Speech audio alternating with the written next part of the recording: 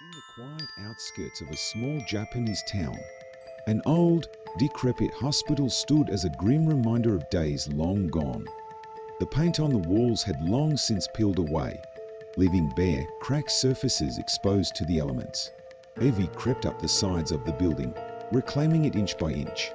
The windows, now shattered or missing, allowed the wind to whistle mournfully through the empty halls. The once bustling hospital was now a silent, eerie shell, its former purpose lost to time. Inside, the air was thick with the scent of mold and decay. Dust coated every surface, and cobwebs hung like delicate lace in the corners. The faint light that managed to penetrate the gloom cast long, distorted shadows that seemed to move on their own. It was in this forsaken place that our story begins. With two unsuspecting souls drawn into its haunted depths, Takumi and Ayako had heard the rumors. Locals spoke in hushed tones about the abandoned ward, warning of strange noises and ghostly apparitions. Despite the ominous tales, the couple was intrigued. They had a fascination with the supernatural, often seeking out haunted locations and urban legends. This hospital, with its dark history and eerie reputation, was too tempting to resist. As they approached the building, Takumi felt a chill run down his spine. The air grew colder, and an oppressive silence seemed to blanket the area. Ayako, ever the brave one, took the lead, pushing open the creaky front door. The sound echoed through the empty halls, startling a flock of birds from the nearby trees. Inside, the darkness seemed to close in around them. Takumi fumbled for his flashlight, the beam piercing the gloom and revealing the dilapidated interior. Ayako's voice was barely above a whisper. "Do you feel that?" Takumi nodded, unable to shake the feeling of being watched. They made their way deeper into the hospital, their footsteps echoing eerily off the walls. The silence was deafening, broken only by the occasional creak of the building settling and the distant drip of water. Every shadow seemed to move, every corner hiding some unseen presence. They reached the entrance to the abandoned ward. The door was marked with a faded sign, "Isolation Ward," and it hung slightly ajar. Ayako pushed it open with a trembling hand.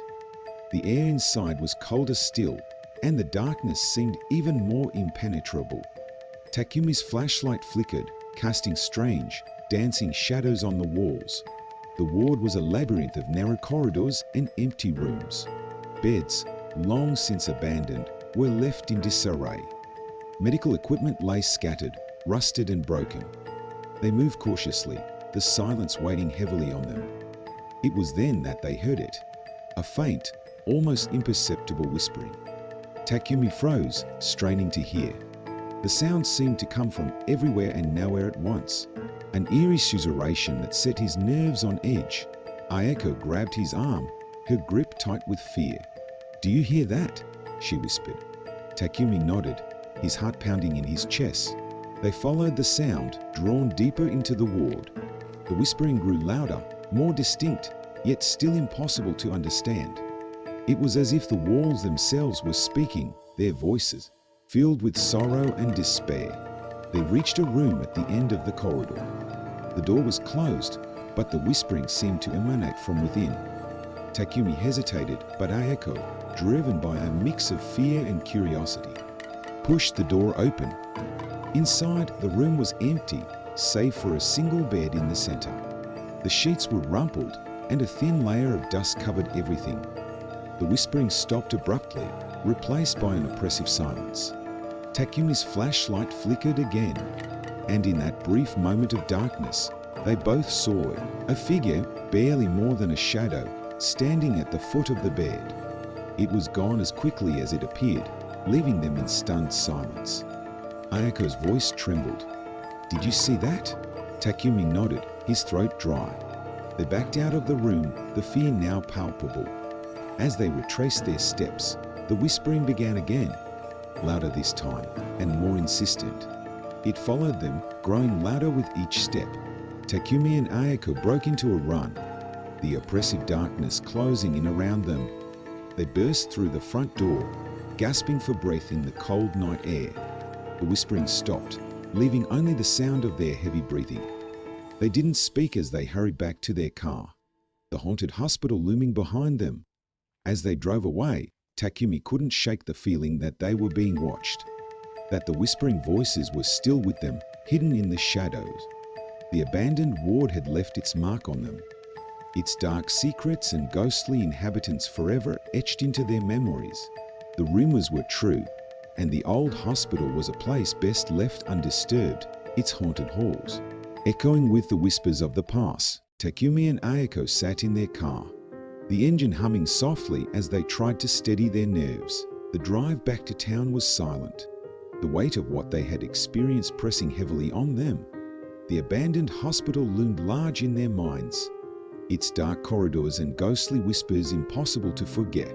Takumi's hands trembled on the steering wheel. "Did we really see that?" he asked, breaking the silence. Ayako nodded, her face pale. "We did. I don't think I can ever forget it." They reached their apartment, a modest space in the heart of town. The familiar surroundings brought a small measure of comfort, but the fear lingered. They locked the doors, double-checking every window, and finally settled on the couch. Ayako turned on the television, hoping the noise would drown out the memories of the hospital. It didn't work. Every shadow in the room seemed to hold a hidden menace, every creak of the building a whisper from the past. Unable to sit still, Takumi got up and paced the room. "We have to go back," he said suddenly. Ayako stared at him, her eyes wide. "Are you crazy? After what we saw?" Takumi shook his head. "That's exactly why we need to go back. We need to understand what happened while we saw whatever that was." Ayako hesitated, then nodded slowly. "I don't like it, but you're right.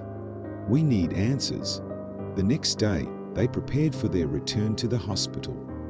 This time, they brought more equipment, stronger flashlights, a digital recorder, and a camera.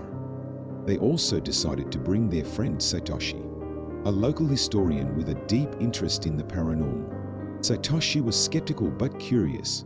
He had heard the rumors, but he had never experienced anything himself. When Takumi and Ayako described their encounter, he agreed to join them, eager to uncover the truth. As the three of them approached the hospital, the atmosphere seemed even heavier than before. The sun was setting, casting long shadows that stretched across the building's facade. They entered through the same creaky door, their footsteps echoing in the empty halls. This time, they headed straight for the abandoned ward. The whispering started almost immediately, faint but persistent. Satoshi pulled out his recorder, capturing the eerie sounds. "There's definitely something here," he said, his voice hushed. They reached the room at the end of the corridor, the one where they had seen the figure. The door was still ajar, just as they had left it. Takumi pushed it open, his flashlight cutting through the darkness. The room was empty, just as before, but the air was thick with a sense of presence.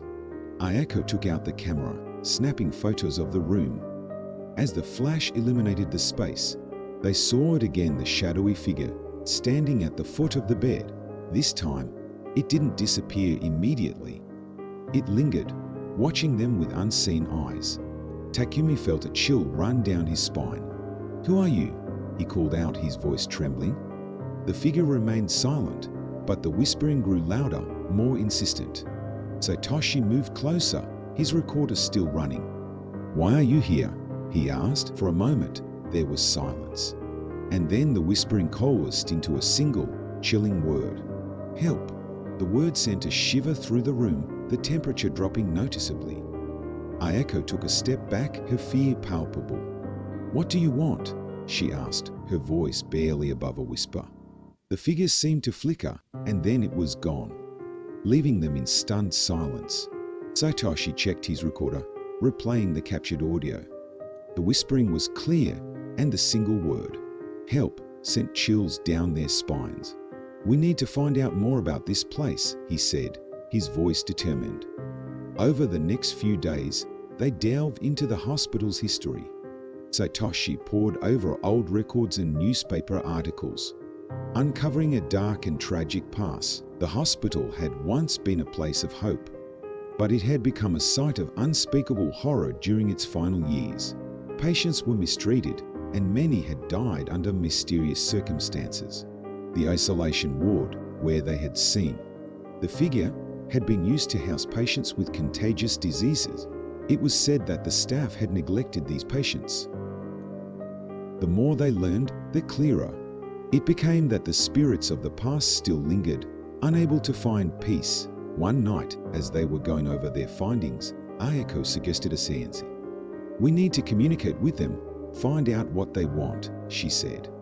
Takumi was hesitant, but Satoshi agreed. "It might be the only way to help them move on," he said. They returned to the hospital, this time with candles and a Ouija board. The air was thick with tension as they set up in the abandoned ward. The whispering started almost immediately more intense than before. They lit the candles, their flickering flames casting eerie shadows on the walls. Takumi placed his hands on the Ouija board, Ayako and Satoshi following suit. "Is there anyone here who wants to speak to us?" Takumi asked. For a moment, there was nothing, and then the planchette moved, spelling out a single word. "Yes." Ayako's voice trembled. "What do you want?" The planchette moved again, spelling out help. Satoshi leaned forward, his voice steady. "How can we help you?" The planchette moved slowly, spelling out free us. The room grew colder, the whispering louder. Takumi felt a chill run down his spine. "How do we free you?" The planchette moved faster now, spelling out find the truth. With those words, the candles flickered and went out, plunging the room into darkness. The whispering stopped, leaving them in an oppressive silence. They sat in the dark, the weight of their task heavy on their shoulders. They needed to find the truth, uncover the secrets of the hospital, and free the spirits trapped within its walls. As they made their way back to their car, Takumi felt a sense of determination. They would return, and they would find the truth, no matter what it took. The shadows within the hospital walls held many secrets, and they were determined to uncover them all. The morning light struggled to pierce through the heavy fog that enveloped the town. Takumi, Ayako, and Satoshi gathered around the dining table, their research materials spread out before them. The air was thick with anticipation and dread, the weight of their discovery pressing down on them. Takumi held a stack of old newspaper clippings and hospital records. His eyes were red from lack of sleep, but his determination was unwavering.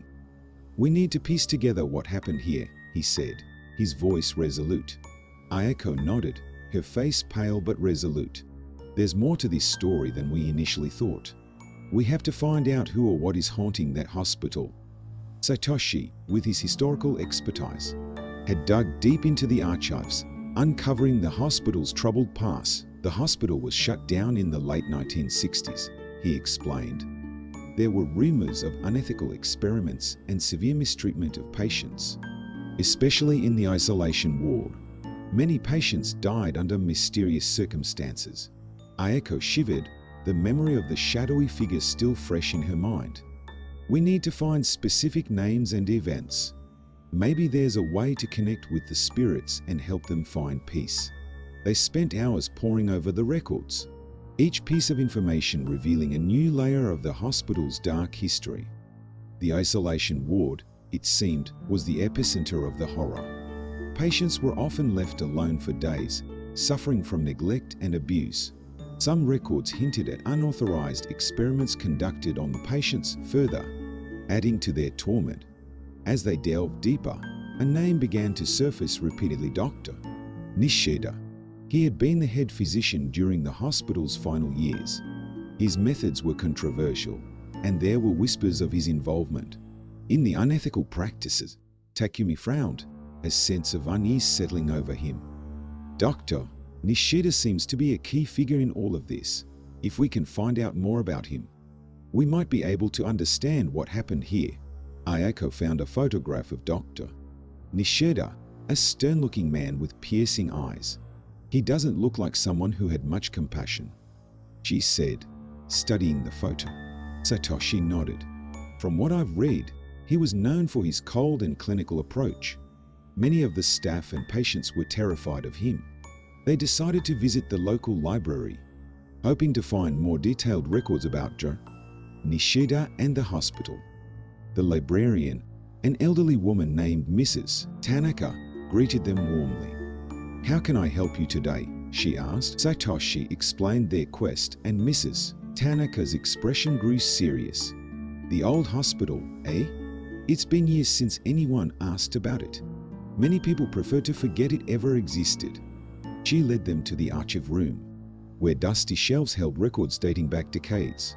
They spent the next several hours combing through documents, their determination unwavering.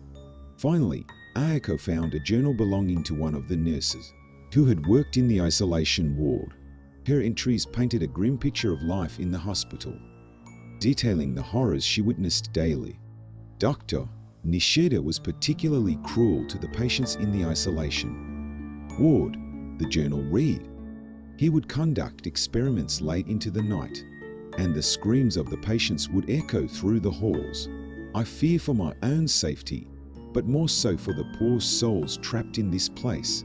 Takumi clenched his fists, anger boiling inside him. "We have to stop this. These spirits deserve peace." As they left the library, the sun was setting, casting long shadows across the town. They knew their next step was to confront the past head-on. They needed to return to the hospital and try to communicate with the spirits directly.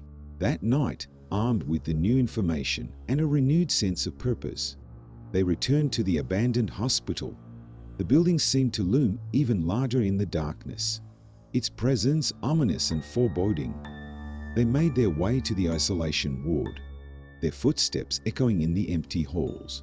The air was thick with tension, and the whispering started almost immediately, louder and more insistent than before. They set up their equipment in the same room, where they had seen the shadowy figure. Takumi placed the Ouija board on the floor, while Ayako and Satoshi lit candles around the room. The flickering flames cast eerie shadows on the walls, adding to the sense of unease.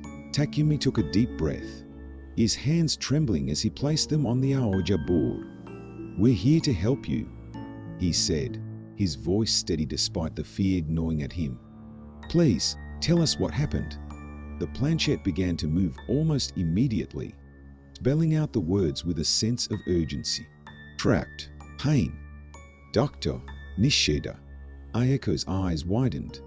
"Are you one of the patients?" The planchette moved to yes.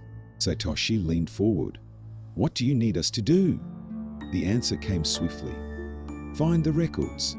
Expose the truth. Set us free." Takumi nodded, determination burning in his eyes. "We will. We promise." The planchette moved again, spelling out a final message. "Thank you." With that, the whispering ceased, and the room grew eerily silent. They packed up their equipment, a sense of purpose driving them forward. They needed to find the missing records and expose the truth about Dr. Nishida and the horrors that took place in the hospital.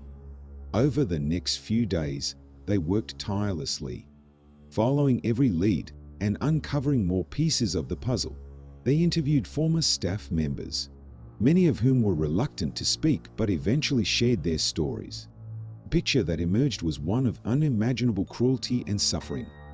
Dr. Nishida had indeed conducted experiments on the patients, driven by a twisted desire for medical advancement. He had been aided by a few loyal staff members, but many had opposed his methods, fearing for their own safety. The hospital had been shut down after a particularly gruesome incident, but the details had been buried to protect those involved. With enough evidence gathered, they decided it was time to bring the truth to light. They contacted a local journalist, Mr. Yamada, who had a reputation for uncovering hidden scandals. Mr. Yamada listened to their story, his expression growing graver with each detail. "This is explosive," he said. "If what you're saying is true, it will shake this town to its core." Takumi handed over the documents and recordings they had gathered. "We need to make sure these spirits find peace. Exposing the truth is the only way." Mr.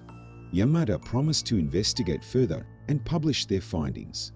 As they left his office, A sense of relief washed over them. They had done everything they could to help the spirits trapped in the hospital. That night, they returned to the hospital one final time. They walked through the dark halls, their footsteps echoing in the silence. As they reached the isolation ward, the whispering began again. But this time it was different. It was softer, almost grateful. They set up their Ouija board and placed their hands on it, ready to communicate one last time. "We did it," Takumi said. "We exposed the truth." The planchette moved slowly, spelling out, "Thank you." Ayako felt a tear slip down her cheek. "Rest in peace," she whispered. The candles flickered and then went out, leaving them in darkness. But this time, the darkness felt different. It was no longer oppressive but peaceful. They left the hospital, the weight of their mission lifted from their shoulders. The spirits had found their peace, and the truth had been exposed. As they drove away, the hospital loomed in the rearview mirror, a silent sentinel over the town. But now, it was a place of rest, no longer haunted by the whispers of the past. The early morning light filtered through the thin curtains of Takumi and Ayako's apartment, casting a soft, golden hue over the room.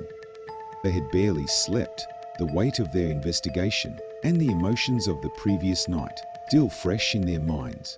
The phone rang, breaking the silence and startling them both. It was Mr. Yamada.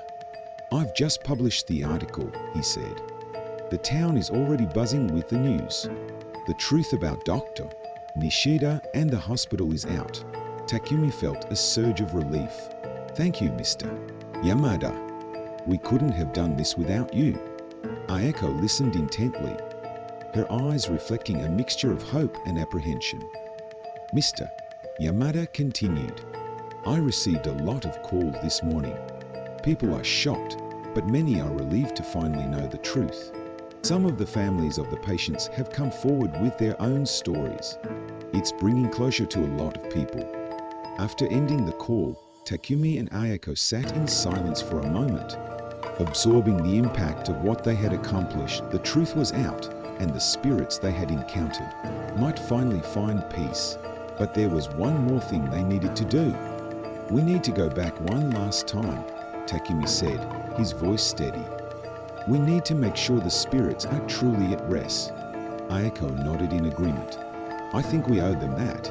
They contacted Satoshi, who immediately agreed to join them for this final visit. The three of them met at the edge of the town, the now infamous hospital standing solemnly in the distance. The atmosphere was different this time.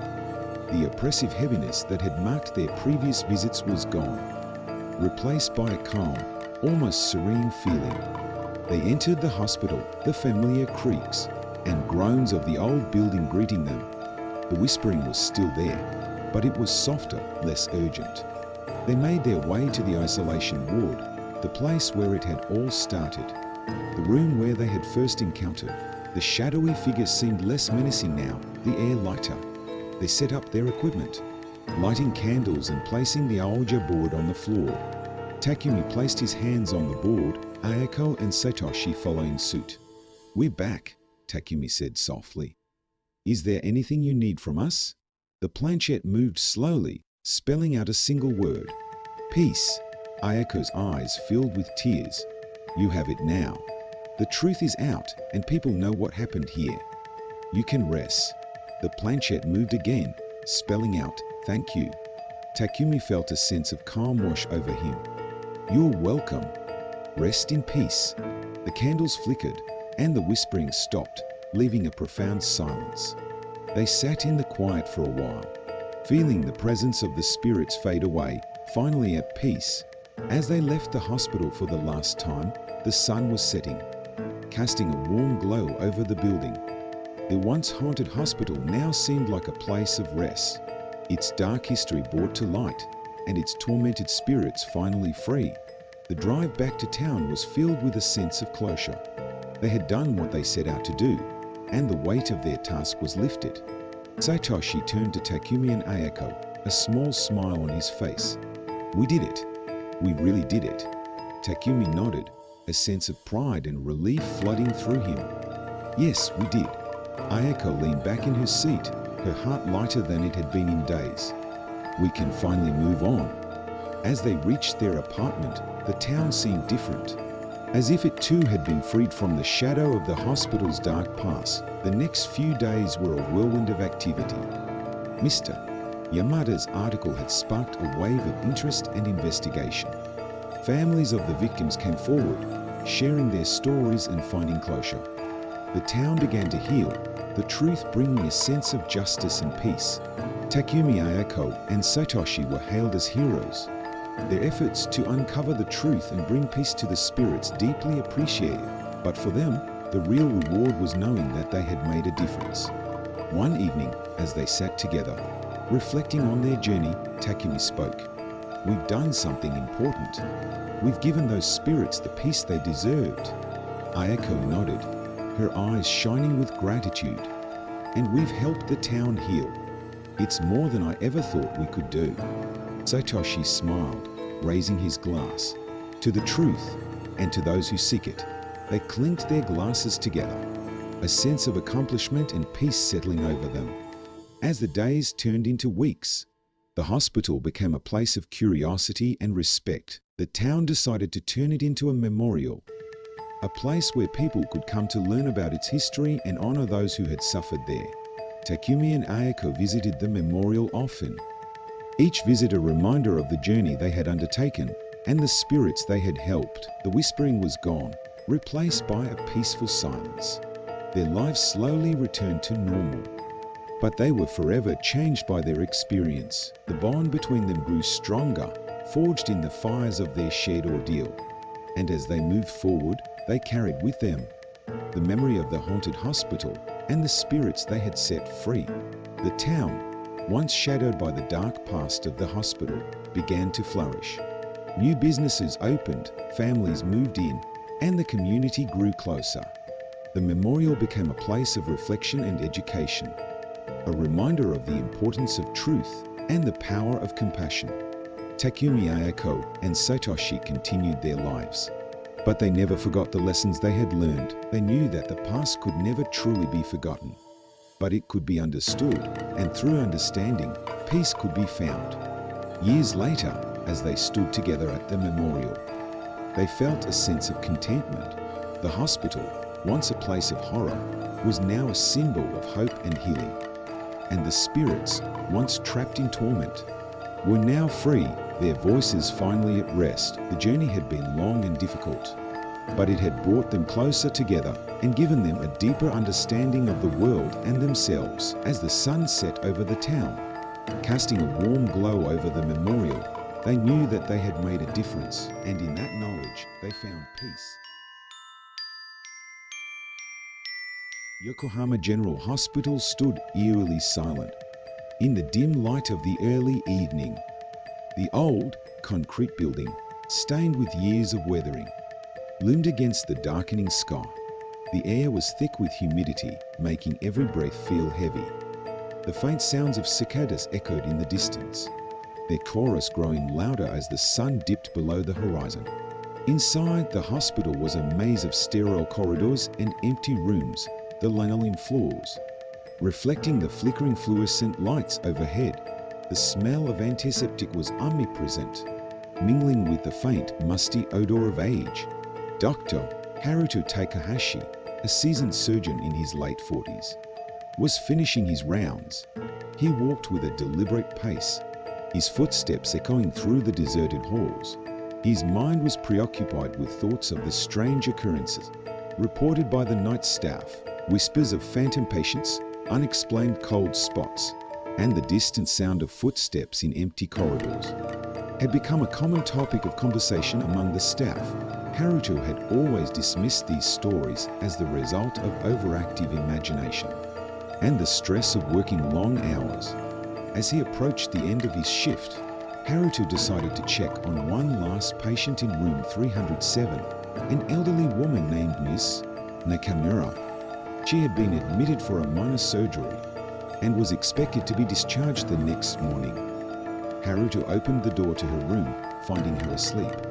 The soft beeping of the heart monitor was the only sound in the room. Satisfied, He quietly closed the door and turned to leave. As he walked down the corridor towards the elevator, Haruto felt a sudden chill run down his spine. The temperature seemed to drop dramatically, and he could see his breath misting in the cold air. He stopped in his tracks, looking around for the source of the chill. The hallway was empty, but he couldn't shake the feeling that he was being watched. Haruto shook his head, dismissing the sensation as fatigue. He continued towards the elevator, eager to leave the hospital and the strange occurrences behind. As he waited for the elevator doors to open, Haruto heard the faint sound of footsteps behind him. He turned quickly, expecting to see a nurse or another doctor. But the corridor was empty. The footsteps grew louder, echoing off the walls, yet there was no one in sight. A cold sweat broke out on Haruto's forehead as he stepped into the elevator, pressing the button for the ground floor. The doors closed with a soft whoosh, and the elevator began its descent. Haruto leaned against the wall, trying to steady his breathing. The elevator's gentle hum was interrupted by a sudden jolt, and the lights flickered. The elevator came to an abrupt stop between floors, and the emergency lights cast an eerie glow over the small space. Haruto pressed the emergency button, his heart pounding in his chest. A static-filled voice crackled over the intercom. "Maintenance will be here shortly. Please remain calm." Haruto closed his eyes, taking deep breaths to calm himself. The minutes ticked by slowly, each second feeling like an eternity. Suddenly, the temperature in the elevator plummeted, and Haruto could see his breath once more. A low whisper filled the air, indistinct and haunting. He opened his eyes and saw a faint figure, standing in the corner of the elevator. The figure was translucent, barely visible in the dim light. It was a woman, her eyes wide with terror, her mouth moving as if she were trying to speak. Haruto's heart raced as he tried to comprehend what he was seeing.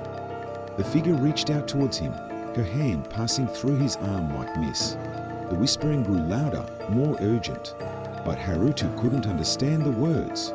Just as suddenly as it had appeared, the figure vanished, and the elevator resumed its descent. Haruto stumbled out of the elevator on the ground floor, his legs trembling. He hurried to his office, locking the door behind him. He sank into his chair, his mind racing with thoughts of what he had just experienced. The logical part of his mind tried to rationalize it as a hallucination brought on by fatigue, but a deeper, primal part of him knew that what he had seen was real. Over the next few days, Haruto couldn't shake the feeling of unease that had settled over him. He began to research the history of the hospital, hoping to find some explanation for the strange occurrences. What he found only deepened the mystery. Yokohama General had been built on the site of an old tuberculosis sanatorium that had been closed down in the early 20th century. The sanatorium had been known for its high mortality rate and was rumored to be haunted by the spirits of those who had died there. Haruto's curiosity grew as he delved deeper into the hospital's past. He discovered records of numerous unexplained deaths and disappearances over the years, many of which had been attributed to natural causes or accidents. But the more he read, the more he became convinced that there was something more sinister at work. Determined to get to the bottom of the mystery, Haruto enlisted the help of his colleague, Yumi Sato, a neurologist with an interest in the paranormal. Yumi was skeptical at first, but as Haruto recounted his experiences, she began to take his concerns seriously. Together, they decided to investigate the hospital after hours, hoping to find some evidence of the supernatural. They started their investigation in the old wing of the hospital, which had been closed off for renovations. The air was thick with dust, and the only light came from their flashlights, casting long shadows on the walls. As they walked through the darkened corridors, they heard the faint sound of footsteps behind them. They turned quickly, but the hallway was empty. The temperature dropped suddenly, and their breath misted in the cold air. A low whisper filled the air, growing louder and more urgent. Yumi's flashlight flickered, and they saw a figure standing at the end of the corridor. It was the same woman Haruto had seen in the elevator. her eyes wide with terror. She reached out towards them, her hand passing through the air like mist. Haruto and Yumi stood frozen in place, their hearts pounding in their chests. The figure began to move towards them, her mouth moving as if she were trying to speak. As she got closer, the whispering grew louder, and they could finally make out the words, "Help me, find peace." The figure reached out towards Haruto, her hand passing through his chest. A wave of cold washed over him, and he felt a sudden sense of despair. The figure vanished, and the temperature returned to normal. Haruto and Yumi stood in stunned silence, trying to process what had just happened. They knew that they had to find out more about the woman and what had happened to her. They spent the next few days poring over old records and talking to the hospital staff. They discovered that the woman was a nurse named Aiko, who had worked at the sanatorium. She had been known for her kindness and dedication to her patients. But one night, she had disappeared without a trace, and her body was never found. The staff had whispered that her spirit still lingered, searching for peace. Haruto and Yumi realized that they needed to find Aiko's remains and give her a proper burial to put her spirit to rest. They continued their investigation, following leads and interviewing anyone who might have information about Aiko's disappearance. Their search led them to an old storage room in the basement of the hospital. The room was filled with forgotten medical equipment and old files. As they searched through the clutter, they found a hidden door leading to a small, dark room. Inside, they found Aiko's remains, her bones, carefully arranged on a makeshift altar. A sense of sadness and despair filled the room, and they knew that they had found the source of the haunting. They carefully collected Aiko's remains and took them to a nearby shrine, where they arranged for a proper burial. As they laid her to rest, they felt a sense of peace wash over them. The haunting at Yokohama General stopped, and the hospital returned to normal. But Haruto and Yumi knew that they would never forget the experience. The memory of Aiko's haunted eyes and the cold touch of her spirit would stay with them forever, a reminder of the thin veil between the living and the dead. Yokohama General Hospital stood as a testament to the past, its halls now silent and free of the whispers of the forgotten. But for those who knew the truth, the hospital would always be a place of mystery and intrigue, a place where the echoes of the past could still be heard in the quiet of the night. The sun had set, casting long, eerie shadows across the quiet streets surrounding Yokohama General Hospital.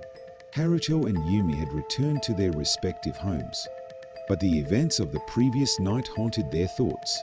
Sleep came fitfully to both, as images of the spectral nurse and her desperate plea for peace lingered in their minds. The next morning, Haruto arrived at the hospital early, determined to find more answers. He met Yumi in the staff lounge, where they discussed their next steps over a quick breakfast. "We need to find out more about Aiko's life," Yumi suggested, her voice tinged with urgency. "There must be someone who remembers her, someone who can give us more context." Haruto nodded in agreement, his mind already racing with possibilities. "I'll check the hospital archives again. Maybe there's something we missed." Yumi offered to speak with some of the older staff members, hoping to uncover any memories or rumors that might shed light on Aiko's tragic fate. The hospital's archives were housed in a dimly lit room in the basement, filled with shelves of dusty records and files. Haruto spent hours sifting through old documents, his fingers growing numb from the cold. Finally, he came across a file labeled Nakamura Aiko. Inside, he found her personal records, along with a few handwritten notes. Aiko had been well liked by her colleagues and patients alike, known for her compassion and dedication. But there were also whispers of her involvement in a scandal, something that had been quietly covered up. Haruto's heart quickened as he read the notes, sensing that he was on the verge of a breakthrough. Meanwhile, Yumi had been speaking with some of the older nurses who had worked at the hospital for decades. They recalled Aiko with fondness, but were hesitant to speak about her disappearance. One nurse, Mrs. Tanaka, finally relented and shared a chilling story. "Aiko was a kind soul," Mrs. Tanaka began, her voice trembling slightly. But she got involved with a patient, a man who was terminally ill. It was against hospital policy, and there were rumors that they were planning to run away together. Yumi listened intently, feeling a sense of dread settle over her. One night, she just vanished. Some say she was taken by the spirits of the sanatorium. Others believe she met with foul play. Mrs. Tanaka paused, her eyes filled with sorrow. But whatever happened, it was covered up. The hospital couldn't afford a scandal. Yumi thanked Mrs. Tanaka for her time and rushed to find Haruto. When she shared what she had learned, Haruto's expression grew grim. A cover-up, he muttered, his mind racing. If that's true, then Aiko's spirit Won't find peace until the truth is uncovered. Together, they decided to confront the hospital's administration, hoping to find someone who could corroborate Mrs. Tanaka's story. Dr. Kenjiro Ito, the hospital director, was a stern man in his 60s, with a reputation for being unapproachable. But Haruto and Yumi knew they had no choice. They presented their findings to Dr. Ito, who listened with a stony expression. When they finished, he let out a long sigh. "I had hoped this would remain buried," he said quietly. "But you are right. The truth must come out." Dr. Ito revealed that Aiko's disappearance had been hushed up to protect the hospital's reputation. She had indeed been involved with a patient, and there had been plans to elope. But the patient had died unexpectedly, and in her grief, Aiko had disappeared. There was suspicion that she had been driven to despair and taken her own life, but her body was never found. Haruto and Yumi felt a mixture of sadness and anger. The cover-up had prevented Aiko's spirit from finding peace, and they knew they had to rectify the wrong. They requested Dr. Ito's permission to conduct a formal investigation, hoping to uncover any remaining evidence. Reluctantly, he agreed. As they delved deeper into the hospital's past, Haruto and Yumi uncovered more disturbing details. There were inconsistencies in the patient records, and several staff members who had worked at the hospital during Aiko's time had either retired or left under mysterious circumstances. They began to suspect that Aiko's disappearance was not a simple case of heartbreak and despair. The investigation led them to an old storage room in the basement, where they found a hidden drawer filled with old photographs and letters. Among them was a letter addressed to Aiko from the patient she had been involved with, a man named Hiroshi. The letter spoke of their plans to escape together and start a new life, but it also hinted at something more sinister.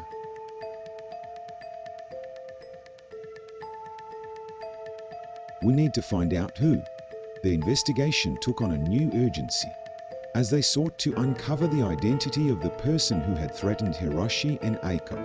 They interviewed more staff members, carefully piecing together the events leading up to Aiko's disappearance. One name kept coming up in their interviews: Dr. Saito, a senior physician who had retired shortly after Aiko vanished. Dr. Saito had been known for his strict adherence to hospital policy and his disdain for anything that might tarnish the institution's reputation. Haruto and Yumi decided to visit Dr. Saito at his home, hoping to finally get some answers. Dr. Saito lived in a small, well-kept house on the outskirts of Yokohama. He greeted them with a polite but guarded demeanor, clearly uncomfortable with their questions. When they mentioned Aiko's name, his expression darkened. "I don't know what you're talking about," he said curtly. "Aiko's disappearance was a tragedy, but I had nothing to do with it." Haruto and Yumi exchanged a glance, sensing that Dr. Saito was hiding something. "Dr. Saito," Haruto began, his voice calm but firm, "we have reason to believe that Aiko and Hiroshi were threatened by someone at the hospital. We need to know the truth." For a moment, Dr. Saito remained silent, his eyes fixed on the floor. Then, with a heavy sigh, he looked up at them. "I tried to protect the hospital," he said quietly. "When I found out about Aiko and Hiroshi, I warned them to end their relationship. It was against policy, and it would have caused a scandal. But Hiroshi was determined to leave with Eiko. He said he didn't care about the consequences. I couldn't let that happen. Doctor, Sato's voice trembled as he continued. I confronted Hiroshi that night, trying to convince him to stay. We argued, and he fell. It was an accident, but I panicked. I knew that if anyone found out, it would ruin the hospital. So I covered it up. Haruto and Yumi listened in stunned silence as Dr. Sato recounted the events of that fateful night. When Eiko found out, she was devastated. She blamed herself for Hiroshi's death and she disappeared. I never saw her again. Dr. Sato's eyes were filled with regret and sorrow. I've lived with this guilt for years. I thought I was protecting the hospital, but I was wrong. Haruto and Yumi knew that they had finally uncovered the truth. Eiko's spirit had been restless because the truth had been buried for so long. With Dr. Sato's confession, they had the final piece of the puzzle. They returned to the hospital and shared their findings with Dr. Ito, who agreed to make a public statement, acknowledging the cover-up and apologizing to Eiko's family. A memorial service was held for Eiko and Hiroshi, giving them the recognition they had been denied for so long. As the ceremony concluded, Haruto and Yumi felt a sense of peace. They knew that Eiko's spirit had finally found rest. The haunting at Yokohama General ceased, and the hospital began to heal from the wounds of the past. Haruto and Yumi's bond grew stronger through their shared experience, and they continued to work together. Driven by a newfound sense of purpose, the shadows that had once loomed over the hospital were finally dispelled, leaving behind a legacy of truth and redemption. The late autumn air had turned crisp, a stark contrast to the oppressive humidity of summer. The trees surrounding Yokohama General Hospital had begun to shed their leaves, blanketing the ground in a patchwork of red and gold. The hospital, once a beacon of bustling activity, now seemed to exude a solemn stillness, as if it too was mourning the secrets it had kept hidden for so long. Haruto and Yumi stood together at the edge of the hospital grounds, watching as the memorial service for Eiko and Hiroshi concluded. The ceremony had been a small but poignant affair, attended by a few staff members and relatives of the deceased. As the last of the attendees departed, leaving only the two doctors behind, a sense of quiet resolve settled over them. We did the right thing, Yumi said softly, her breath visible in the cold air. Haruto nodded, but his mind was still restless. He couldn't shake the feeling that there was more to uncover, something deeper, that they had yet to find. We need to keep investigating, he said, turning to Yumi. There are still too many unanswered questions. If Dr. Sato was willing to cover up one death, Who knows what else might have been hidden? Yumi agreed, her expression determined. We should start by looking into the other disappearances. There might be a pattern we're missing. Their investigation resumed with a renewed sense of urgency. They began by examining the hospital's old records once more, looking for any mention of unexplained deaths or disappearances that had occurred around the same time as Eiko's. To their dismay, they found several instances where patients had vanished without a trace, their cases quietly closed with little to no explanation. The pattern was clear: each disappearance had been swiftly covered up, the records altered or incomplete. One name, in particular, stood out to them: Taro Suzuki, a young intern who had disappeared a few months before Eiko. There were whispers among the staff that Taro had been involved in something shady, But the details were murky. Haruto and Yumi decided to track down Taro's family, hoping to find more information. They visited his parents, who lived in a modest home in a quiet neighborhood. Taro's mother, Mrs. Suzuki, greeted them with a mix of hope and fear. We've been waiting for years for someone to tell us what happened to our son, she said, her voice trembling. Haruto and Yumi explained their investigation and Mrs. Suzuki led them to Taro's old room.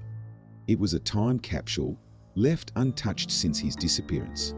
As they sifted through his belongings, they found a journal hidden beneath a stack of medical textbooks. The journal was filled with detailed notes about the hospital, But one entry caught their attention. Taro had written about his suspicions of unethical practices within the hospital, mentioning a shadowy figure who seemed to be orchestrating the cover-ups. The name was smudged, but the initials AM.K were legible.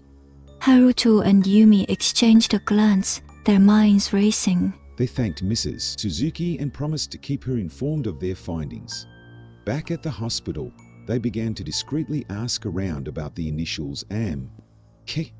It wasn't long before they uncovered the name Masato Kimura, a former head of surgery who had retired under mysterious circumstances. Kimura had been known for his ruthlessness and his unwavering dedication to the hospital's reputation. Haruto and Yumi decided to visit Kimura at his home, hoping to confront him about his involvement in the cover-ups. Kimura lived in an imposing mansion on the outskirts of the city, a stark contrast to the modest homes of the other retired doctors they had visited. He greeted them with a cold, calculating gaze, his eyes betraying no emotion. "What brings you here?" he asked, his voice smooth, but with an underlying hint of menace. Haruto didn't mince words. "We're investigating the disappearances of several patients and staff members from Yokohama General. We believe you were involved." Kimura's expression didn't change, but his eyes narrowed slightly. "I have no idea what you're talking about," he said dismissively. Yumi stepped forward, her voice firm. "We found Taro Suzuki's journal. He mentioned you by name." Kimura's facade cracked for a moment, a flicker of fear passing across his face. Then, with a resigned sigh, he gestured for them to sit. "It seems you've uncovered more than I expected," he said, his tone resigned. "But you need to understand, everything I did was for the good of the hospital. There were things that needed to be kept quiet for the sake of everyone involved." Haruto felt a surge of anger. "People died, Kimura. Innocent people. How can you justify that?" Kimura looked away, his face etched with regret. "I didn't have a choice," he said quietly. "There were powerful people involved. People who would stop at nothing to protect their interests. I was just a pawn in their game." Yumi's voice was filled with disgust. "And what about Eiko and Hiroshi? They were just pawns too." Kimura's eyes filled with sadness. "Eiko was a good nurse, and Hiroshi, he was my friend. I never wanted things to end the way they did. But once Hiroshi started digging into the hospital's past, I knew it was only a matter of time before he uncovered something that would get us all killed." Haruto and Yumi listened in stunned silence as Kimura recounted the events that had led to the cover-ups. Hiroshi had stumbled upon evidence of illegal experiments being conducted on patients, experiments that had been sanctioned by powerful figures within the medical community. When he tried to expose the truth, he was silenced. Eiko had been caught in the crossfire, her love for Hiroshi sealing her fate. Kimura had been forced to cover up their deaths to protect his own life and the lives of his colleagues. The more Kimura spoke, the more Haruto and Yumi realized the depth of the corruption that had plagued the hospital for decades. They knew that they had to bring the truth to light, no matter the cost. With Kimura's reluctant cooperation, they gathered the evidence. They needed to expose the illegal experiments and the cover-ups. They presented their findings to the authorities, who launched a full-scale investigation into the hospital. The revelation sent shockwaves through the medical community, leading to the arrest of several high-ranking officials and the closure of the hospital's old wing. Yokohama General was forced to confront its dark past, but with the truth finally out in the open, the hospital began to rebuild its reputation. Haruto and Yumi felt a sense of vindication as they watched the hospital undergo its transformation. They had uncovered the secrets that had been buried for so long, bringing justice to those who had suffered, but the journey had taken its toll on them, both physically and emotionally. As they stood together in the hospital courtyard, watching the sunset, Haruto turned to Yumi. "We did it," he said, his voice filled with a mix of relief and exhaustion. Yumi nodded, her eyes reflecting the same weariness. "But at what cost? So many lives were lost, so much pain endured." Haruto placed a hand on her shoulder. "We can't change the past, but we can honor their memory by ensuring that nothing like this ever happens again. Yumi smiled faintly, her resolve renewed. You're right. We'll make sure their stories are never forgotten. As the sun dipped below the horizon, casting long shadows across the courtyard, Haruto and Yumi felt a sense of closure. The haunting had ended, but the echoes of the past would always remain. A reminder of the darkness that had once shrouded Yokohama General. They knew that they had made a difference, and that knowledge gave them the strength to face whatever challenges lay ahead. Together, they would continue to fight for the truth, no matter how deeply it was buried. The secrets of the hospital had been unearthed, but their journey was far from over. Haruto and Yumi knew that as long as there were shadows to be unraveled, their work would never truly be done. The first light of dawn cast a pale glow over Yokohama General Hospital, illuminating the freshly cleaned corridors and the new plaques commemorating the lives lost to the hospital's dark past. The air was crisp with the promise of a new beginning, yet the weight of history lingered like a ghost in the corners. Haruto stood by the memorial, his breath visible in the chilly morning air, contemplating the journey that had led them here. Beside him, Yumi silently placed a white chrysanthemum on the stone, a symbol of mourning and peace. The investigation had finally uncovered the truth, bringing closure to the haunting mysteries that had plagued the hospital.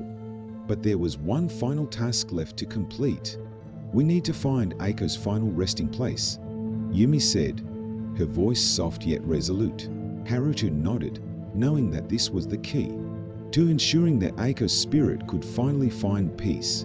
The records had revealed that Aiko's remains had been hastily buried in an unmarked grave near the old sanatorium grounds, now overgrown and forgotten. Haruto and Yumi made their way to the site. The crunch of leaves underfoot the only sound in the early morning stillness. The path led them through a dense thicket of trees, the shadows playing tricks on their eyes as they moved deeper into the forest. The sense of unease grew with each step, but they pressed on, determined to complete their mission. Finally, they reached a small clearing where a single, weathered stone marker stood, barely visible amidst the underbrush. This must be it, Haruto said, kneeling to brush away the leaves and dirt that had accumulated over the years. Yumi joined him, her hands trembling as she worked to reveal the inscription. As they cleared the marker, a sudden chill enveloped them, and the air grew heavy with an unnatural silence. They exchanged a glance, their breath coming in short, visible puffs. "We should hurry," Haruto said, his voice barely above a whisper. Together, they began to dig, the cold earth resisting their efforts. The silence was broken only by the sound of their shovels striking the ground and the occasional rustle of leaves in the wind. As they dug deeper, the chill intensified, and Haruto could feel the presence of something watching them. After what felt like hours, their shovels struck something solid. They cleared away the remaining earth to reveal a simple, wooden box, weathered and fragile. Yumi knelt beside it, her fingers tracing the edges with reverence. "This is it," she said softly. "We've found her." They carefully lifted the box from the ground, its weight a solemn reminder of the life it contained. With great care, they carried the box back to the hospital grounds, where a proper burial had been arranged. A small gathering of hospital staff and local residents had assembled, their faces somber but hopeful. The ceremony was brief but poignant, with prayers and words of remembrance spoken for Aiko and Hiroshi. As the box was lowered into the ground, Haruto and Yumi felt a sense of peace wash over them. As if a great burden had finally been lifted, the haunting presence that had plagued the hospital seemed to dissipate, replaced by a calm serenity. In the days that followed, the atmosphere at Yokohama General began to change. The staff moved through their routines with a newfound sense of purpose, and the patients felt the shift in the air. The hospital, once shrouded in shadows, was now a place of healing and hope. Haruto and Yumi continued their work, their bond strengthened by the trials they had faced together. They knew that their journey was far from over, but they faced the future with a renewed sense of determination. One evening, as the sun set in a blaze of orange and pink, Haruto and Yumi stood together on the rooftop of the hospital, looking out over the city. The skyline was dotted with lights, the hum of life below, a comforting reminder of the world they had fought to protect. "We did it," Yumi said, her voice filled with quiet satisfaction. Haruto nodded, his gaze fixed on the horizon. "We did, and we'll keep doing it for as long as we can." Yumi smiled, a rare moment of lightness in the midst of their somber work. "Together," she said, and Haruto echoed her sentiment. Together, as they stood there, side by side. The first stars began to appear in the twilight sky. The hospital below was a testament to their perseverance, a symbol of the power of truth and the strength of the human spirit.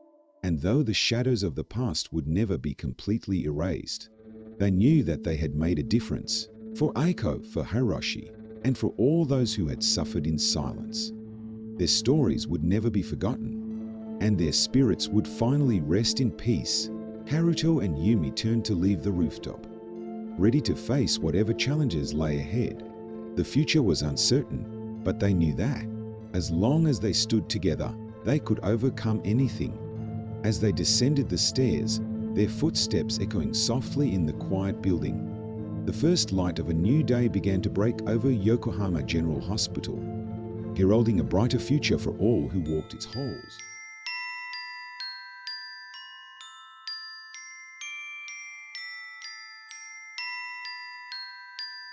The night was dark and quiet, the moon casting a pale glow over the city. The hospital, an old building with weathered walls and creaking floors, stood silently amidst the urban landscape. The wind whispered through the trees, rustling the leaves and creating an eerie symphony that echoed in the deserted corridors. Hiroshi Tanaka, a young and diligent nurse, was on his usual night shift. He had grown accustomed to the hospital's atmosphere, the faint hum of the fluorescent lights, the distant beeping of machines, and the occasional groans of patients. Yet, tonight felt different. There was an unsettling silence that seemed to wrap around the hospital. Like a suffocating blanket, Hiroshi's shift partner, Yuki Nakamura, a compassionate and experienced nurse, was making her rounds in the surgical ward. They had been working together for years, forming a bond over shared night shifts and the countless lives they had cared for. The hospital staff was like a family, each member playing a crucial role in the intricate dance of life and death that unfolded within these walls. The clock struck midnight, and Hiroshi decided to take a break.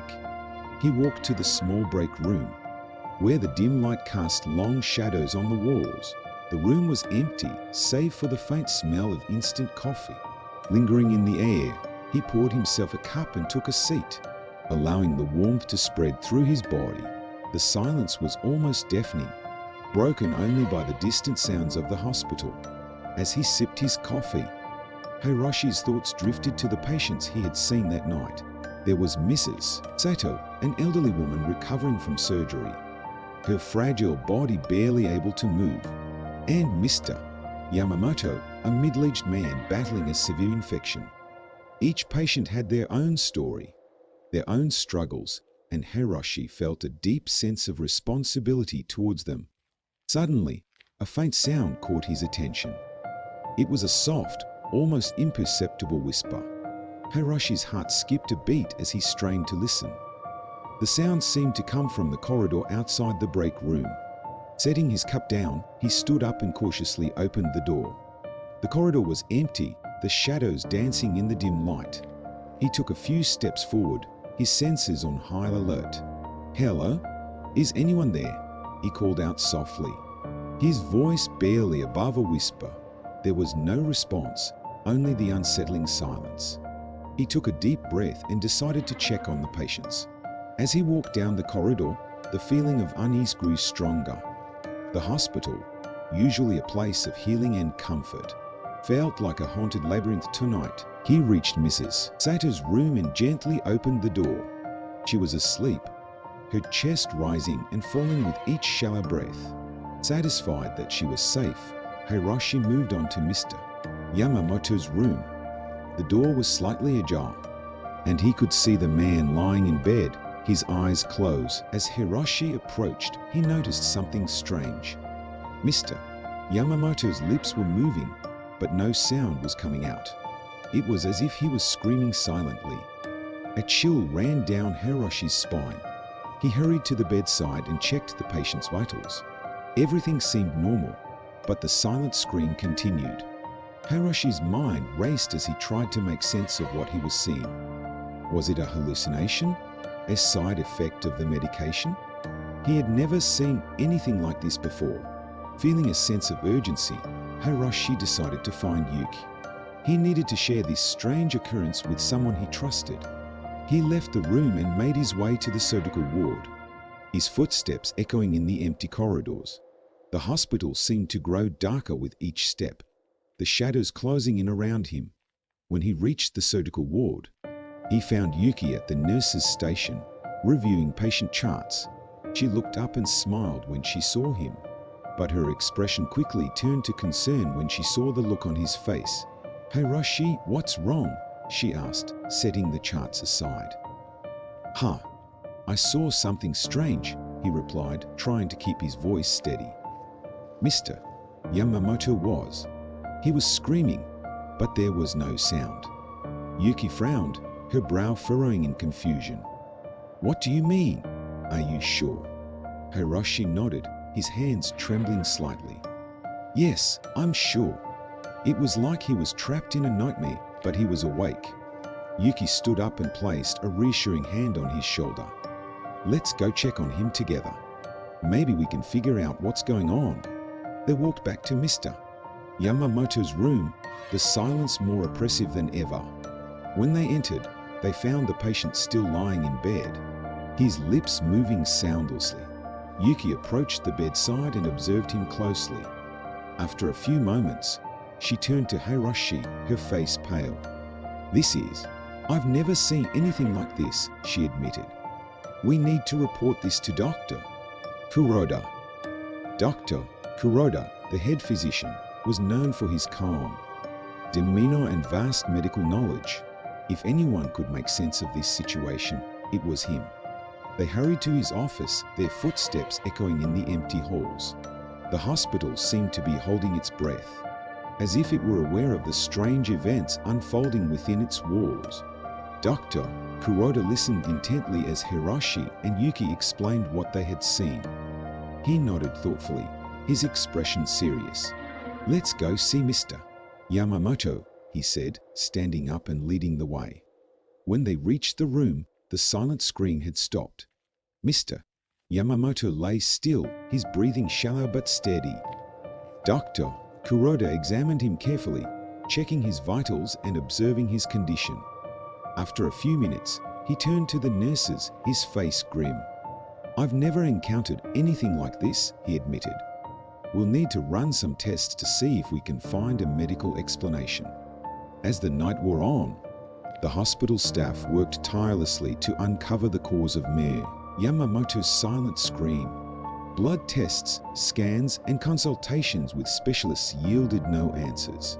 The phenomenon remained a mystery, adding to the growing sense of dread that seemed to permeate the hospital. Hiroshi couldn't shake the feeling that something sinister was at play. He had always been a rational person, relying on science and logic to explain the world around him. But this experience was testing his beliefs. The hospital, once a place of healing, now felt like a labyrinth of shadows and whispers. Yuki too was troubled by the events of the night. She confided in Hiroshi during a quiet moment, her voice tinged with fear. "Do you think this could be something supernatural?" she asked hesitantly. Hiroshi hesitated, not wanting to entertain the thought, but unable to dismiss it entirely. "I don't know, Yuki, but whatever it is, we need to find out." As dawn approached, the hospital began to stir with the arrival of the day shift. The strange events of the night remained a closely guarded secret among the night staff. They knew that speaking of it openly would only cause panic and confusion. Hiroshi and Yuki decided to continue their investigation, determined to uncover the truth behind Mayor Yamamoto's silent scream. They knew that their quest for answers would lead them into uncharted territory, where the boundaries between reality and the unknown blurred. The hospital, with its long history and countless secrets, held many stories within its walls. Some were tales of hope and recovery, while others were shrouded in darkness and fear. As they delved deeper into the mystery, Hiroshi and Yuki would soon discover that the line between the living and the dead was thinner than they had ever imagined. The silent scream was just the beginning, and the horrors that awaited them in the shadows would test their courage and resolve like never before. The dawn broke with a faint glow, casting long shadows across the hospital's sterile corridors. Hiroshi and Yuki, their faces etched with fatigue and worry, gathered in the small break room to discuss their next steps. The previous night's events had left them shaken, but they were determined to uncover the mystery behind Yamamoto's silent scream. The hospital staff went about their morning routines, oblivious to the strange occurrences of the night before. As Hiroshi sipped his coffee, his mind raced with possibilities. Could there be a logical explanation for what they had witnessed? Or was something more sinister at play?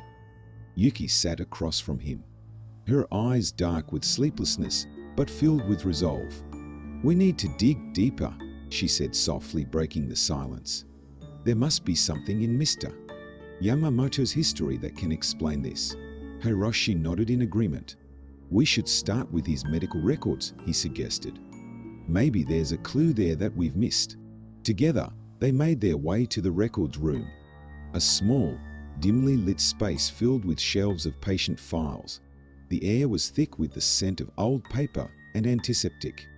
Hiroshi flicked on the light switch, and the fluorescent lights flickered to life, casting a harsh glow over the room.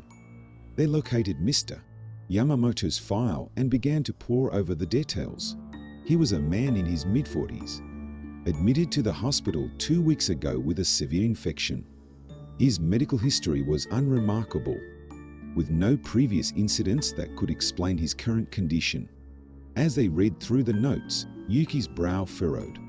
"There's nothing here that stands out," she said, frustration creeping into her voice. Hiroshi sighed, feeling the weight of their task pressing down on him. "Maybe we should talk to his family," he suggested. "They might know something that isn't in the records." Yuki nodded, and they made their way to the visitors' lounge where Mr. Yamamoto's wife, Mrs. Yamamoto, was waiting. She was a petite woman with tired eyes and worry etched into her features. As they approached, she looked up, her expression hopeful yet fearful. "Mrs. Yamamoto," Hiroshi began gently, "we need to ask you a few questions about your husband." She nodded, her hands trembling slightly as she clasped them in her lap. "Of course," she replied, her voice barely above a whisper. Hiroshi and Yuki sat down opposite her, their faces serious. "We've noticed something unusual in Mr. Yamamoto's condition," Yuki explained. "Has he ever experienced anything like this before?" Mrs. Yamamoto shook her head, her eyes filling with tears. "No, never," she said, her voice breaking. "He's always been healthy, never had any serious illnesses." Hiroshi leaned forward, his tone gentle but insistent. "Has anything unusual happened recently? Anything that might have triggered this?" Mrs. Yamamoto hesitated, her brow furrowing in thought. "There was something," she said slowly.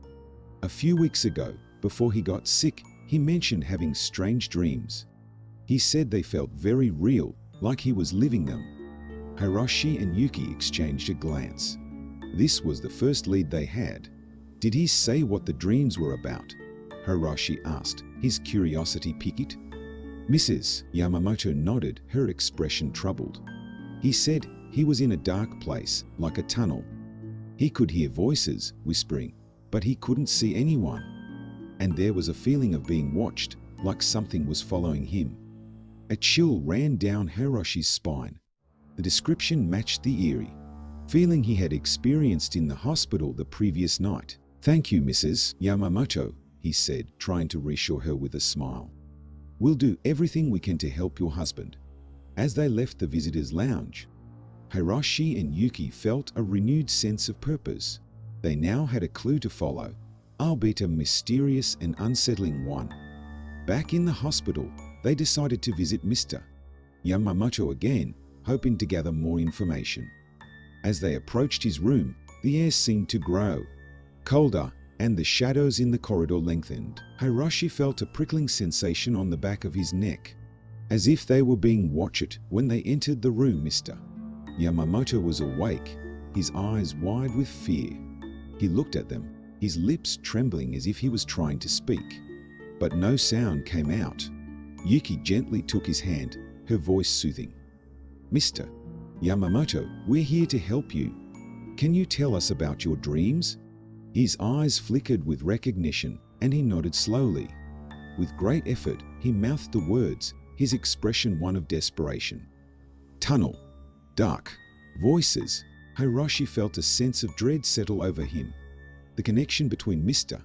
Yamamoto's dreams and his current condition was becoming more apparent. "Do you remember anything else?" Yuki asked softly. Mr.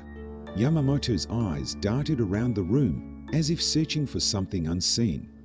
He mouthed another word, and this time Hiroshi felt a cold chill. "Hospital." The pieces were starting to come together.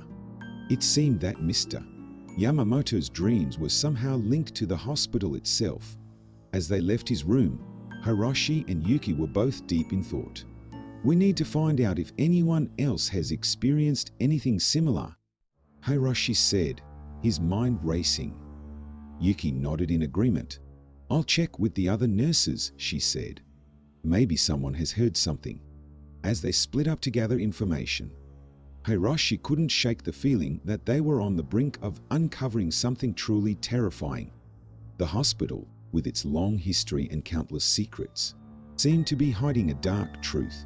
Over the next few days, Hiroshi and Yuki worked tirelessly, speaking with staff and patients, trying to piece together the puzzle. They discovered that Mr. Yamamoto was not the first patient to experience these strange dreams and the subsequent silent scream. There had been other cases scattered over the years, all eerily similar.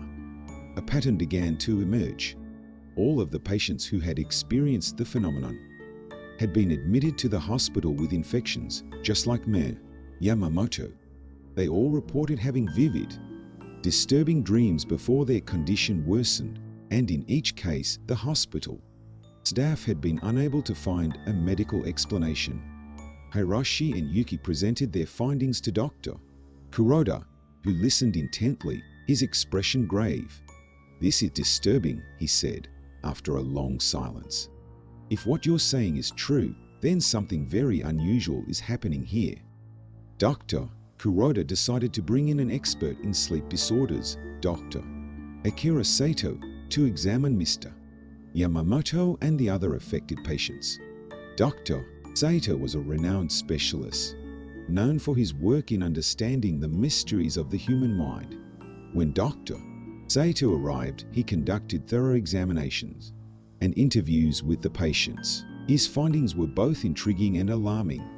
There is no medical explanation for what these patients are experiencing, he said. The dreams they describe are consistent with a phenomenon known as sleep paralysis. But the silent scream is something I've never encountered. Hiroshi and Yuki felt a mixture of relief and dread. They were not imagining things, but the lack of a medical explanation left them with more questions than answers. As the investigation continued, Hiroshi began to notice something strange. The more they delved into the mystery, the more the hospital itself seemed to reek. Doors would creak open on their own, lights would flicker, and the air would grow cold in certain parts of the building.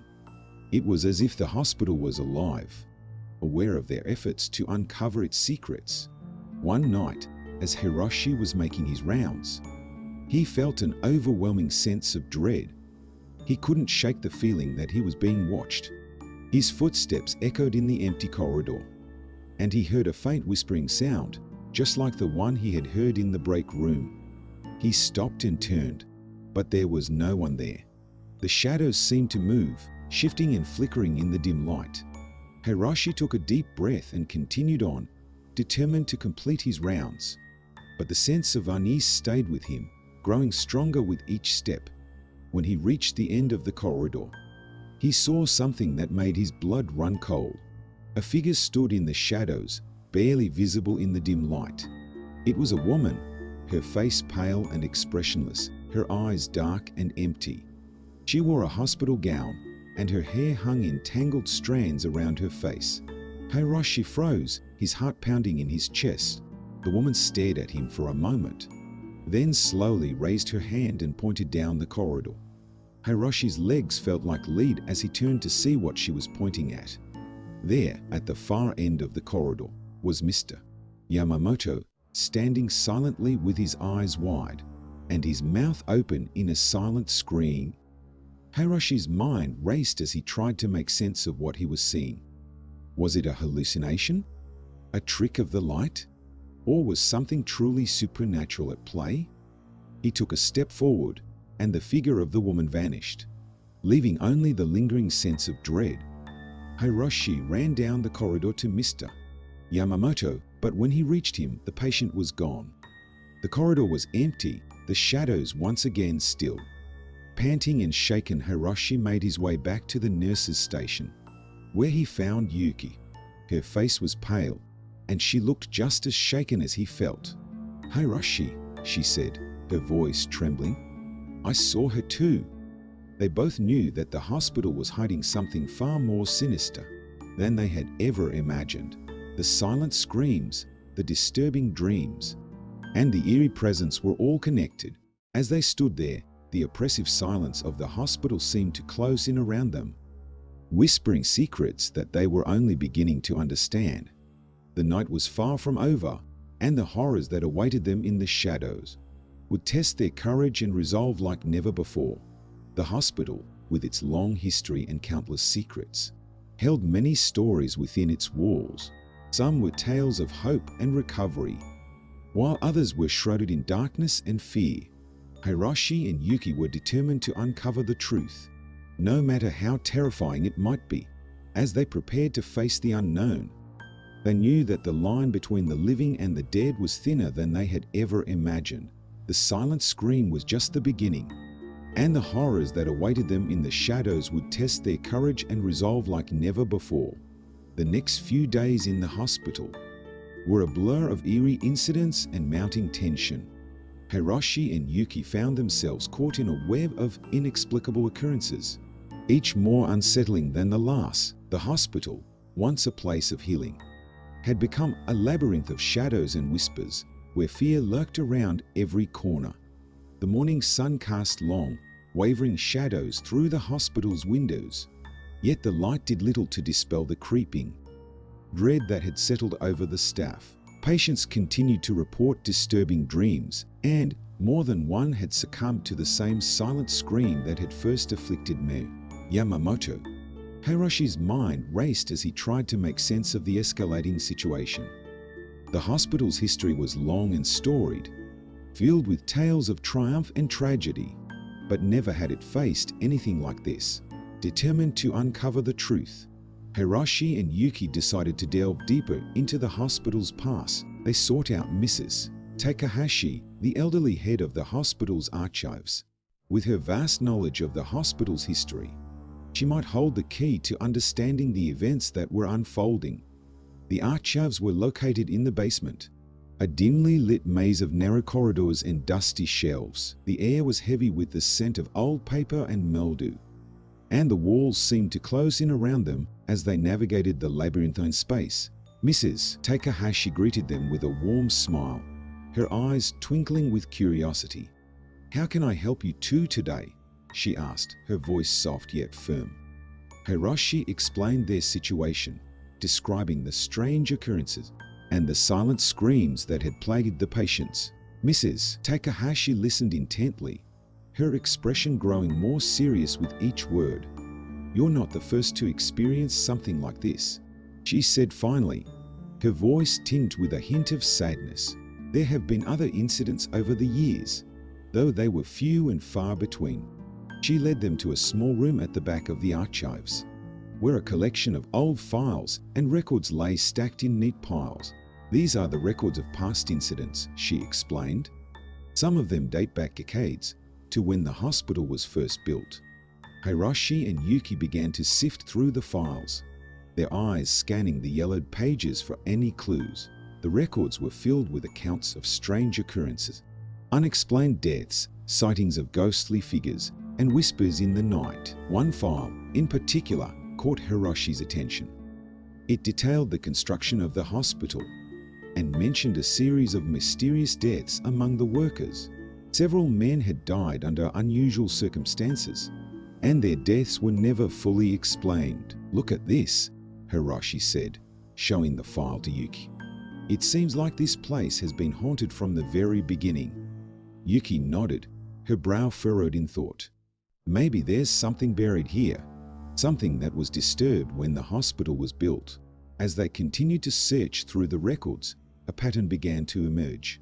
The incidents seemed to occur in cycles, each wave of disturbances separated by several years of relative calm. It was as if the hospital itself was alive, awakening periodically to torment its inhabitants. Mrs. Takahashi watched them with a knowing look. "I've always felt that this place held more than just the memories of the living," she said quietly. "There's a darkness here, something that feeds on fear and despair." Hiroshi and Yuki left the archers with a sense of foreboding, their minds filled with more questions than answers. They decided to speak with Dr. Sato again, hoping that his expertise might shed some light on their findings. Dr. Sato listened carefully as they recounted their discoveries. His face grew increasingly serious as they spoke, and he nodded thoughtfully when they finished. "It sounds like you're dealing with something far beyond the realm of normal medical science," he said. "I've heard of places like this, where the very walls seem to hold on to the suffering of those who have passed through." He suggested that they conduct a more thorough investigation of the hospital, focusing on the areas where the disturbances seemed to be most concentrated. Hiroshi and Yuki agreed, though they couldn't shake the feeling that they were about to uncover something truly terrifying. That night, as the hospital settled into its usual nocturnal rhythm, Hiroshi and Yuki began their investigation. They started with the basement, where the archives were located. The air was thick with a palpable sense of unease, and their footsteps echoed eerily in the narrow corridors. They checked each room methodically, searching for anything out of the ordinary. In one of the old storage rooms, they found an old journal hidden behind a stack of dusty boxes. The journal belonged to a doctor who had worked at the hospital during its early years. His entries detailed strange occurrences, much like the ones Hiroshi and Yuki had been experiencing. "The dreams, they come every night," one entry read. "Patients scream silently, their eyes filled with terror. I fear this place is cursed." As they read through the journal, a sense of dread settled over them. It was clear that the hospital had been plagued by these disturbances for a long time, and now the cycle had begun again. Their next stop was the surgical ward, where many of the incidents had occurred. The corridors were eerily quiet, the usual hum of activity replaced by an oppressive silence. They checked each room, their flashlights casting long shadows on the walls. In one of the operating rooms, they found a series of strange symbols etched into the floor.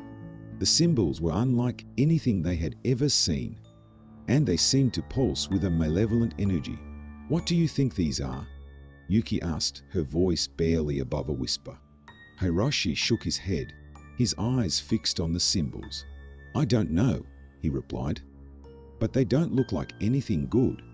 As they continued their investigation, the sense of unease grew stronger. It was as if the hospital itself was aware of their presence, watching their every move.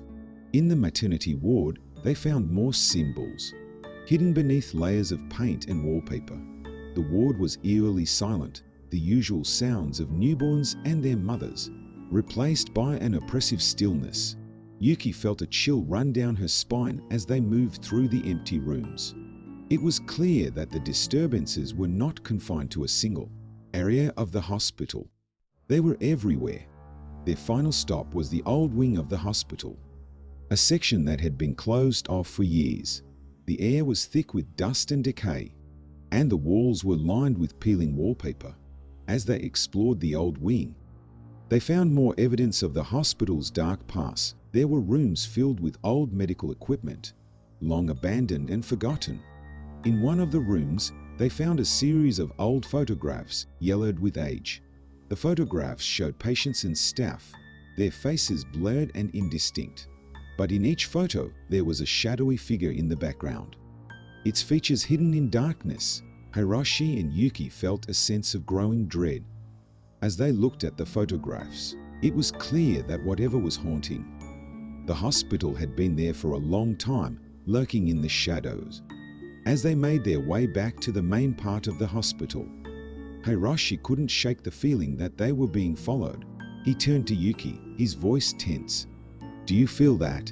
he asked. Yuki nodded, her eyes wide with fear. "Yes," she replied. "It's like something is watching us." They hurried back to the nurses' station, their hearts pounding in their chests. The hospital seemed to close in around them, the shadows growing darker and more oppressive. Hiroshi knew that they had to act quickly. They needed to find a way to break the cycle and put an end to the disturbances once and for all. But as they stood in the dim light of the nurses' station, they realized that they were dealing with something far more powerful than they had ever imagined. The hospital, with its long history and countless secrets, held a darkness that seemed to feed on their fear. And as the night wore on, Hiroshi and Yuki knew that they were in for the fight of their lives. The silent screams, the disturbing dreams, and the ghostly figures were all part of a larger pattern, one that had been repeating itself for decades. And now, it was up to them to uncover the truth and put an end to the hospital's dark legacy. As the clock struck midnight, the hospital seemed to come alive with a malevolent energy. The air grew colder and the shadows deepened, as if the very walls were closing in around them. Hiroshi and Yuki braced themselves for the horrors that awaited them, knowing that the night was far from over. The hospital, with its countless secrets and hidden terrors, was a place where the line between the living and the dead was thinner than ever. And as they prepared to face the unknown, they knew that their courage and resolve would be tested like never before. The hospital's oppressive atmosphere deepened as the night wore on. Hiroshi and Yuki gathered their resolve, knowing that they had to confront the darkness that had plagued the hospital for decades. The shadows seemed to move with a life of their own, whispering secrets and spreading fear. They began their final investigation in the oldest part of the hospital, the wing that had been closed off for years. As they stepped into the dimly lit corridor, the air grew colder and a sense of foreboding settled over them. The walls were lined with peeling wallpaper, and the floorboards creaked under their weight. Each step echoed ominously, as if the hospital itself was watching. Hiroshi held a flashlight in one hand, the beam cutting through the darkness. Yuki walked beside him, her face set with determination. They knew that whatever they were about to face, they had to do it together. The first room they entered was an old storage room, filled with dusty medical equipment and forgotten files. The air was thick with the scent of decay, and the walls seemed to close in around them. They searched the room methodically, looking for any clues that might explain the strange occurrences. In a corner, they found a stack of old journals, their pages yellowed with age. Hiroshi picked up one of the journals and began to read. The entries detailed the experiences of a doctor who had worked at the hospital during its early years. His writings were filled with accounts of strange occurrences and unexplainable events. "The shadows, they whisper at night," one entry read. "The patients are terrified, and I fear the darkness is spreading." Yuki felt a chill run down her spine as she read over Hiroshi's shoulder. It was clear that the hospital had been haunted by these disturbances for a long time. They left the storage room and continued down the corridor, their footsteps echoing in the silence. The next room they entered was a small office, filled with old furniture and dusty files. On the desk, they found a photograph of the hospital staff, taken many years ago. In the background, a shadowy figure loomed, its features hidden in darkness.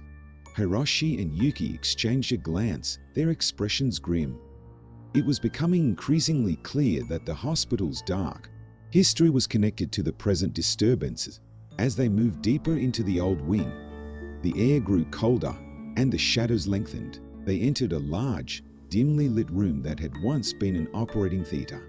The room was filled with old surgical equipment, long abandoned and covered in dust. On the floor, they found more of the strange symbols they had seen earlier.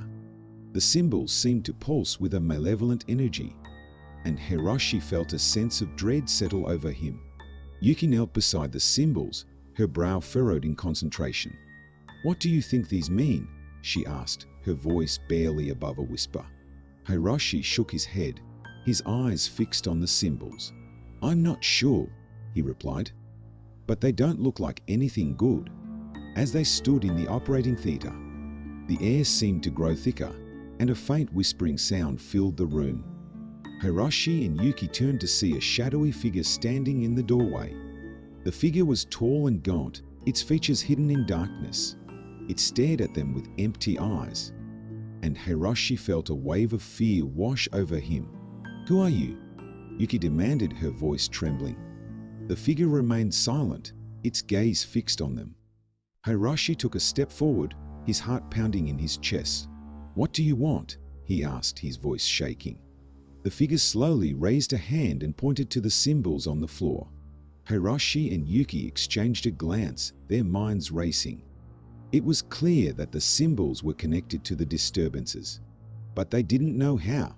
The figure began to move towards them, its footsteps echoing in the silent room. Hiroshi and Yuki backed away, their fear growing with each step. Just as the figure reached them, it vanished, leaving only the lingering sense of dread. They stood in silence for a moment, their minds reeling from the encounter. "We need to find out what those symbols mean," Yuki said finally, her voice trembling.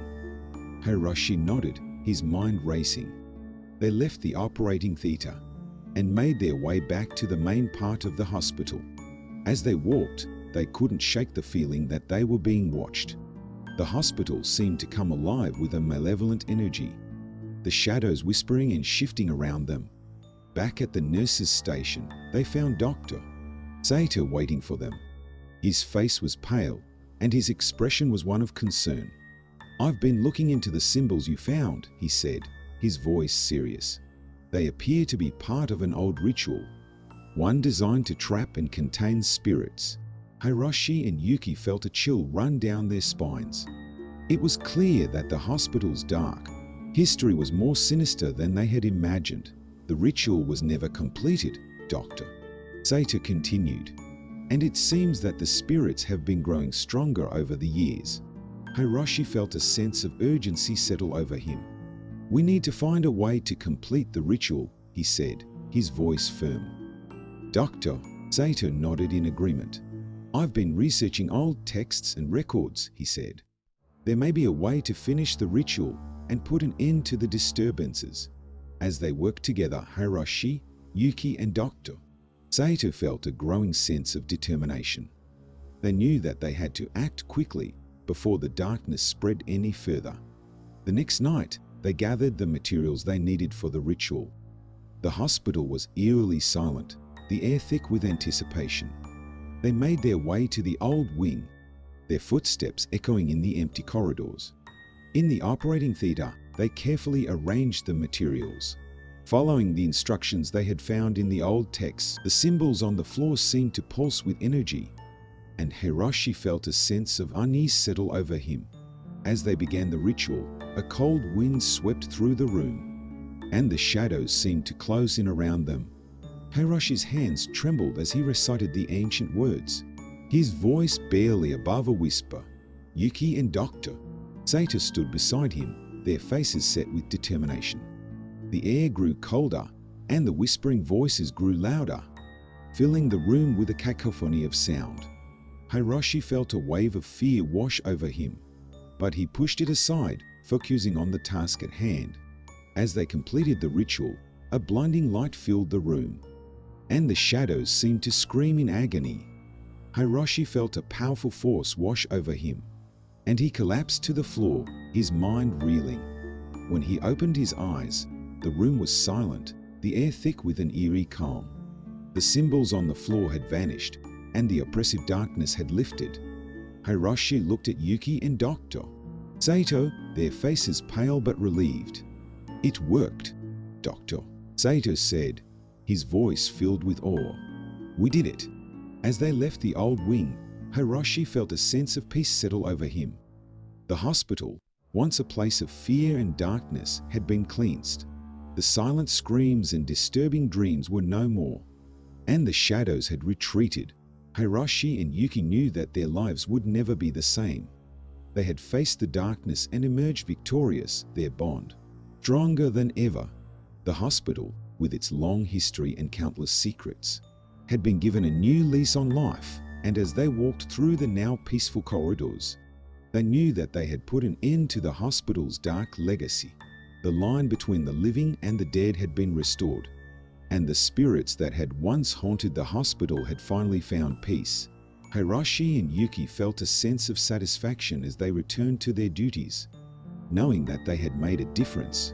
The hospital, once a place of fear and despair, was now a place of healing and hope. And as they looked out over the city, bathed in the light of the rising sun, they knew that they had faced the darkness and won. The rain poured relentlessly, creating a melancholic symphony against the aged windows of the old hospital. Its once pristine white walls now bore the stains of time, creeping vines and moss adding an eerie touch to the abandoned structure. The hospital had been closed for over a decade, its corridors echoing with the memories of countless patients and the tireless staff who once walked its halls. Rumors had long circulated about strange occurrences within its walls, tales of ghostly apparitions and unexplained noises. It was this reputation that drew 4 individuals to its doors on a stormy night: Haruki, a curious journalist Yumi, a brave photographer Takashi, a skeptical doctor, and Mika, a local with a personal connection to the hospital. Haruki had heard whispers of the Phantom Rounds, a spectral figure said to roam the hospital's corridors at night, mimicking the routines of the nurses and doctors of the past. Intrigued by the possibility of uncovering a story that could make headlines, he convinced his friends to join him in exploring the haunted hospital. As they stepped inside, the air grew colder, the musty scent of decay and mold assaulting their senses. The flickering beam of Haruki's flashlight cut through the darkness, revealing the peeling wallpaper and broken tiles of the once bustling facility. "Let's split up and cover more ground," Haruki suggested, his voice barely a whisper. Yumi nodded, her camera at the ready, while Takashi scoffed, clearly unconvinced by the tales of ghosts.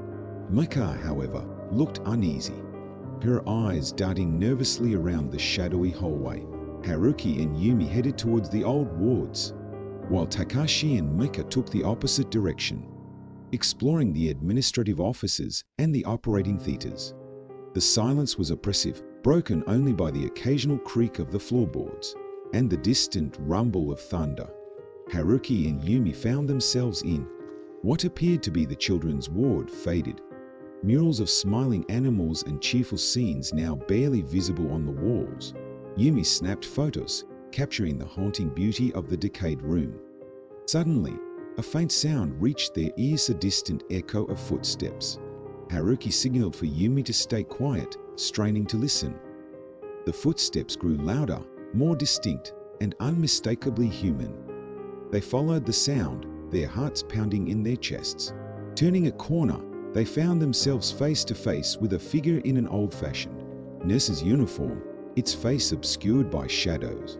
The figure moved with a mechanical precision, as if stuck in a loop, performing tasks from a long-forgotten routine. Haruki felt a chill run down his spine as he watched the spectral nurse.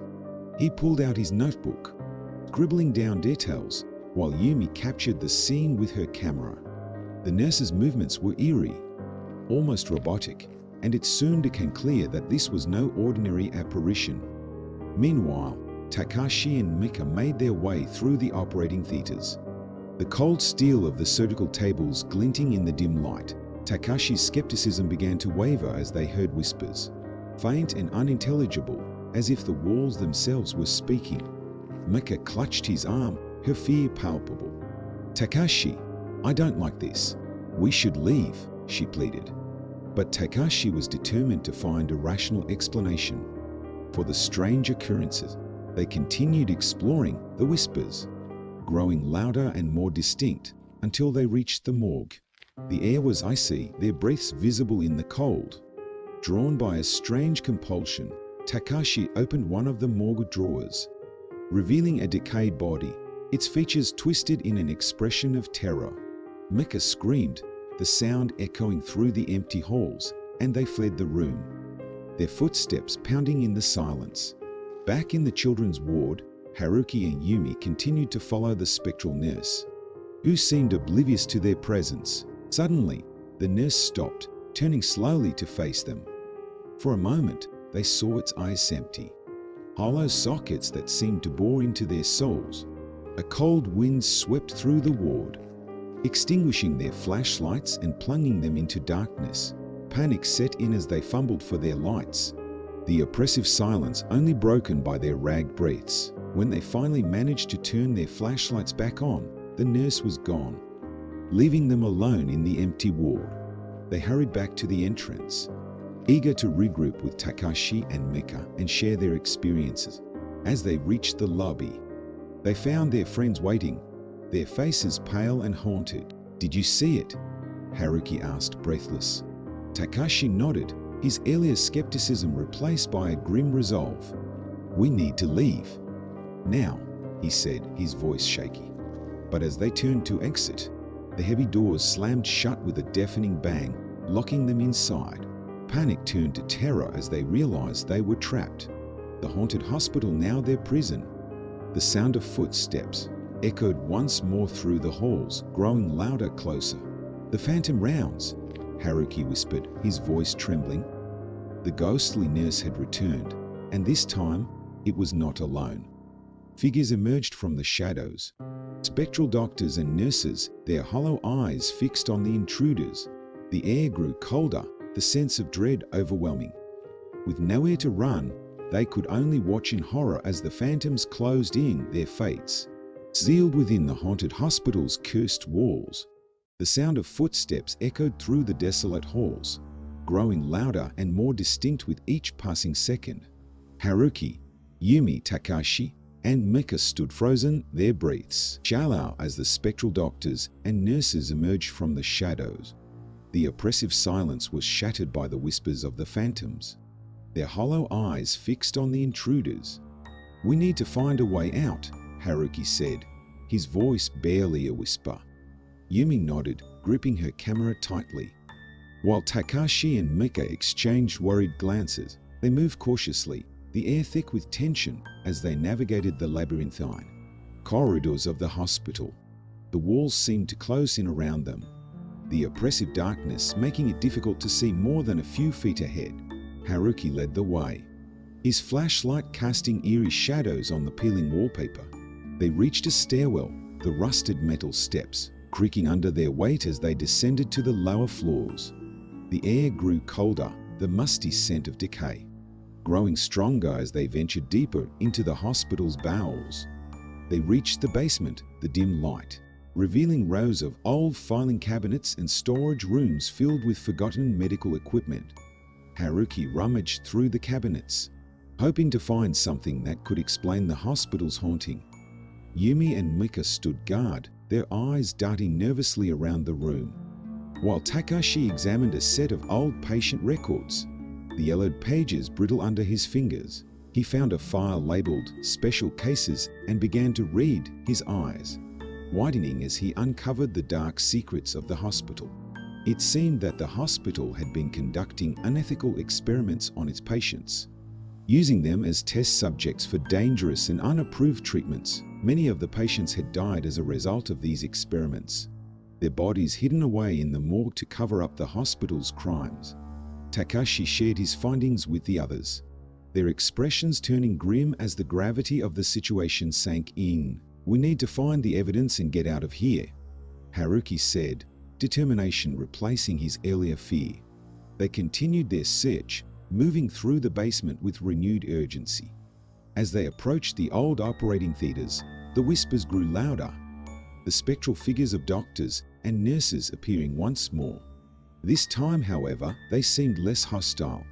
Their hollow eyes filled with a haunting sadness. Haruki realized that the phantoms were not trying to harm them, but to communicate. They want us to know the truth, he said, his voice filled with a mixture of awe and fear.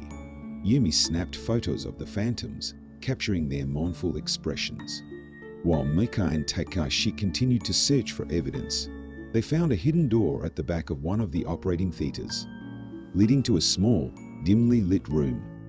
Inside, they discovered a cache of documents detailing the hospital's experiments, along with photographs of the victims. The sight was horrifying, the images of emaciated patients and twisted corpses, filling them with a deep sense of dread.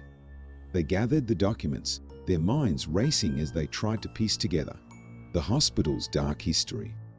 As they prepared to leave, the spectral figures began to fade, their whispers growing fainter. The air grew colder once more, the sense of dread intensifying as they realized they were not alone. A shadowy figure appeared at the far end of the room, its form indistinct and shifting. The figure moved closer, its presence filling the room with an overwhelming sense of malice. Haruki and the others backed away, their hearts pounding in their chests. The figure's eyes glowed with an unnatural light, its face twisted in an expression of pure hatred. "You should not have come here," it hissed, its voice echoing through the room. Haruki realized with a jolt of terror that this was the spirit of the doctor who had conducted the experiments. Driven mad by guilt and rage, his spirit had been trapped in the hospital, tormenting anyone who dared to uncover his secrets. The room grew colder, the walls seeming to close in around them as the spirit advanced. Haruki and the others fled, their footsteps echoing through the empty halls as they raced towards the exit. The spirit pursued them, its malevolent presence growing stronger with each passing second. They reached the stairwell, the rusted steps groaning under their weight as they climbed towards the upper floors. The spirit's voice echoed through the halls, a cacophony of anger and despair that seemed to pierce their very souls. "There's no way out," Mika cried, her voice filled with panic. Haruki refused to give up, his determination driving him forward. "We have to keep going," he said, his voice firm despite the terror that gripped him. They reached the ground floor, the heavy doors still locked and barred. Desperation set in as they searched for another way out, their minds racing with fear and adrenaline. Takashi spotted a window at the far end of the corridor, its glass cracked and dusty. "We can break the window and escape," he said, his voice filled with a glimmer of hope. They rushed towards the window, using a nearby chair to shatter the glass. The cold night air rushed in, a stark contrast to the oppressive atmosphere inside the hospital. One by one, they climbed through the window, their breaths coming in ragged gasps as they tasted freedom. They stood outside the hospital, the rain pouring down around them, their bodies trembling with a mixture of fear and relief. Haruki turned to look at the building, its dark silhouette looming ominously against the stormy sky. "We have the evidence," he said, his voice resolute. "We can expose the truth and put an end to this nightmare." Yumi nodded, her camera still clutched tightly in her hands. While Mika and Takashi exchanged relieved smiles, they knew that their ordeal was far from over, but they had survived the night in the haunted hospital. As they walked away, the hospital's windows seemed to glow with a faint, eerie light, the spirits within watching them leave. The phantom rounds had revealed their secrets, and now it was up to Haruki and his friends to ensure that the truth was known. The rain had finally subsided, leaving a damp, eerie stillness in its wake. Haruki, Yumi, Takashi, and Mika stood outside the hospital, their clothes soaked and their breaths visible in the cold night air. The documents and photographs they had gathered were now safely stashed in Haruki's waterproof bag. Each piece of evidence, a chilling testament to the hospital's dark past. "We need to get these to the authorities," Haruki said, breaking the silence. His voice was firm, but his eyes betrayed the fear that still lingered from their harrowing escape. Yumi nodded, her camera hanging heavily around her neck. Mika and Takashi exchanged worried glances, their faces pale and haunted. The group made their way to the nearest police station, their footsteps echoing in the deserted streets.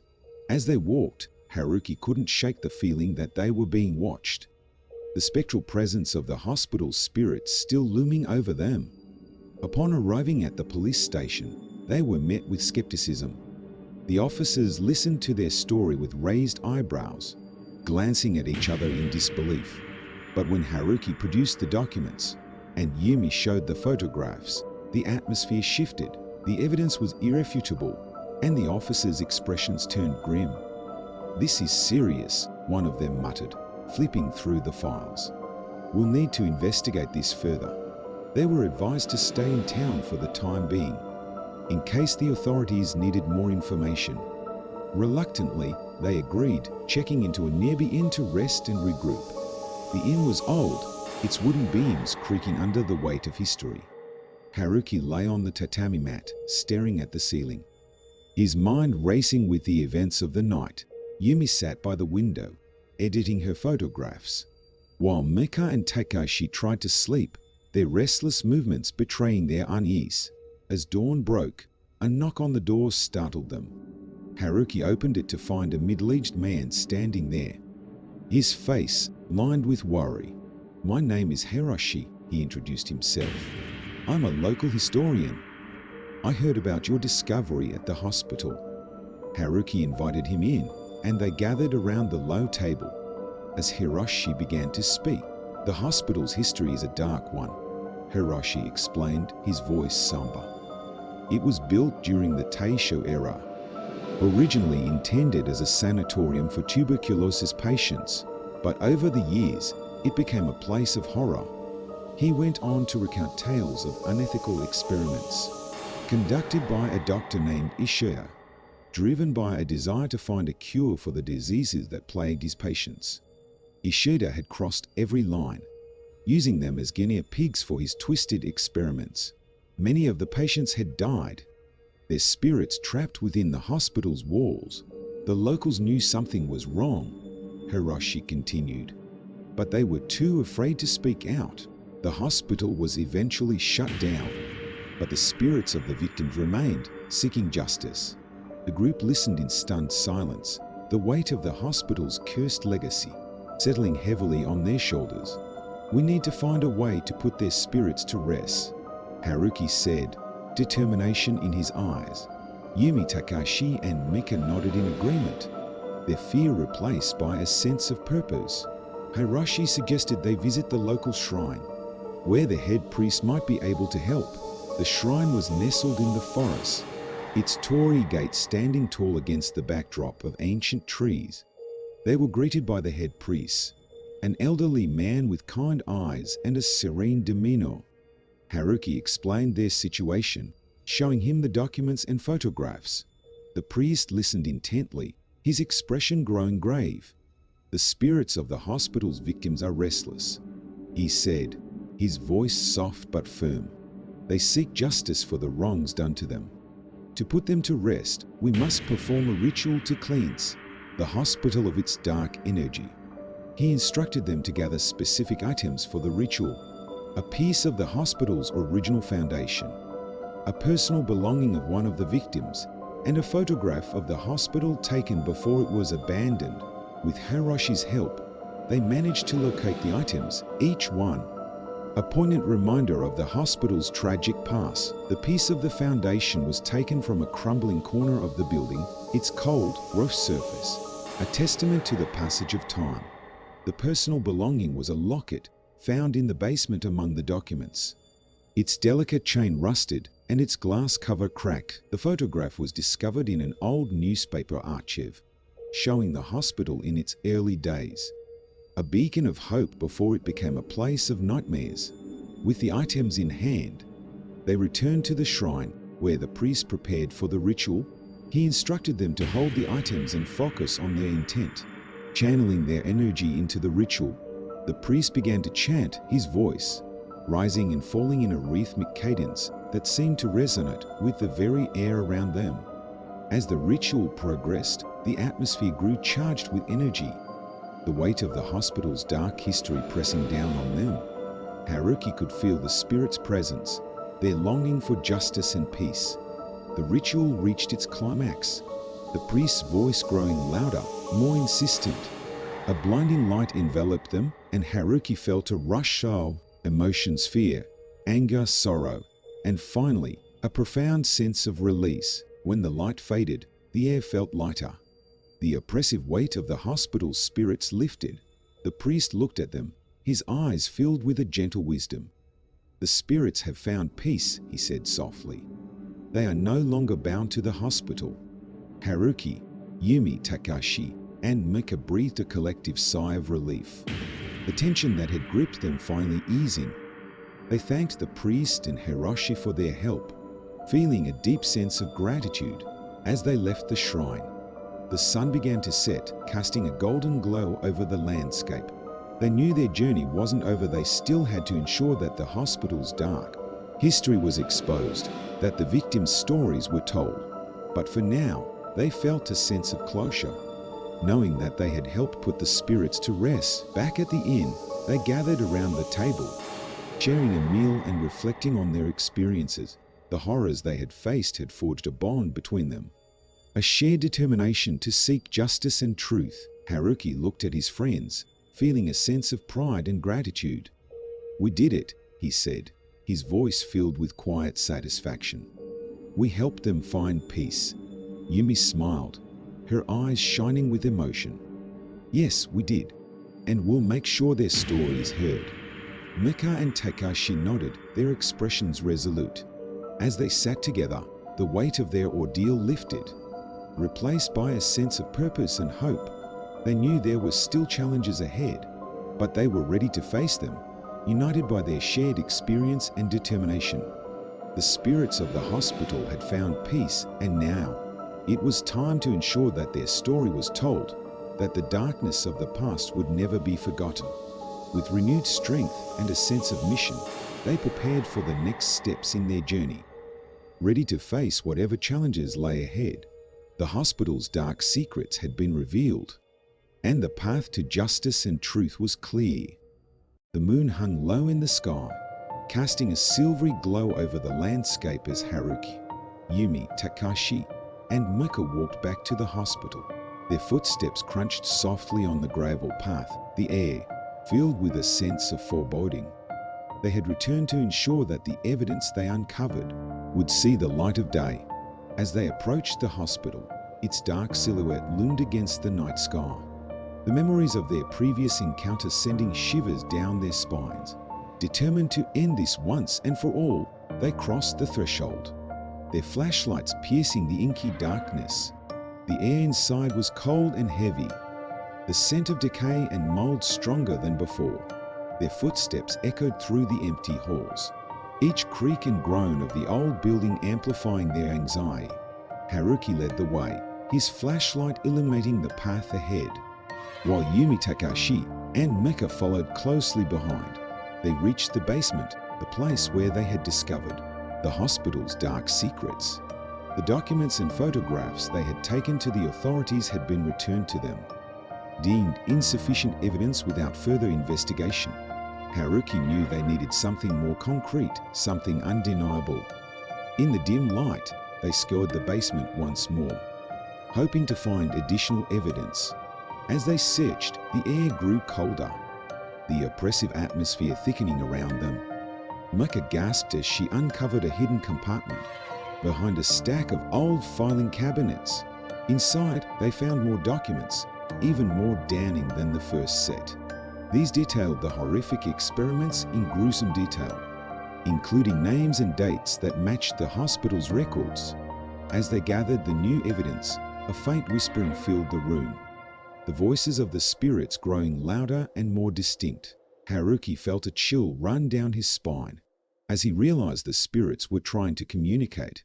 "We have to finish this," he said, his voice trembling but determined.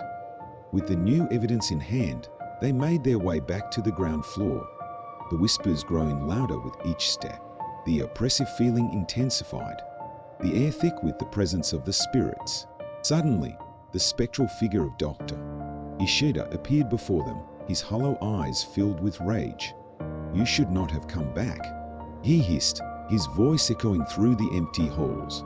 Haruki and the others stood their ground, the weight of their mission giving them strength. "We're here to make sure the truth is known," Haruki said, his voice steady, despite the fear that gripped him. Dr. Ishida's form flickered, his rage palpable. The air grew colder, the lights flickering as the spirits of the victims began to manifest around them. The room filled with their anguished cries, their hollow eyes, pleading for justice. Takashi stepped forward, his voice calm but firm. "We know what you did. We're going to make sure the world knows too." Dr. Ishida's form wavered, his rage giving way to a twisted expression of fear. The spirits of the victims closed in, their presence growing stronger. Haruki and the others could feel the weight of their suffering, the pain and horror they had endured. With a final, desperate scream, Dr. Ishida's form dissipated, the spirits of the victims finally free to move on. The oppressive atmosphere lifted, the air growing warmer as the spirits found peace. Haruki, Yumi, Takashi, and Mika stood in stunned silence, the weight of their ordeal lifting as the spirits departed. They knew their mission wasn't over. They still had to ensure that the evidence they had gathered was made public. With renewed determination, they left the hospital, their steps lighter as they made their way back to the police station.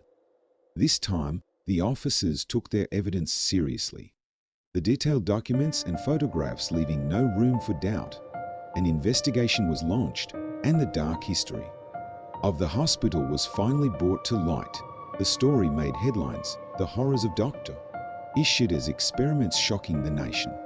Haruki, Yumi, Takashi, and Mika became local heroes, their bravery and determination ensuring that justice was served. The hospital was demolished, the site cleansed and transformed into a memorial for the victims. The spirits had found peace, and the darkness that had plagued the hospital was finally banished. As they stood before the memorial, Haruki felt a sense of closure, the weight of their ordeal lifting as they remembered the spirits they had helped. "We did it," he said, softly, his voice filled with a mixture of relief and sadness. Yumi, Takashi, and Mika nodded, their expressions reflecting the same mix of emotions. They had faced their fears, uncovered the truth, and ensured that justice was served. The hospital's dark legacy had been revealed, and the spirits of the victims had finally found peace. As they walked away from the memorial, the sun began to rise, casting a golden light over the landscape. The future lay ahead, filled with hope and the promise of new beginnings. Haruki looked at his friends, feeling a deep sense of gratitude and pride. They had faced the darkness together and emerged stronger for it. And as they moved forward, they knew that the spirits of the hospital would always be with them, a reminder of the courage and determination it took to uncover the truth and bring justice to the forgotten.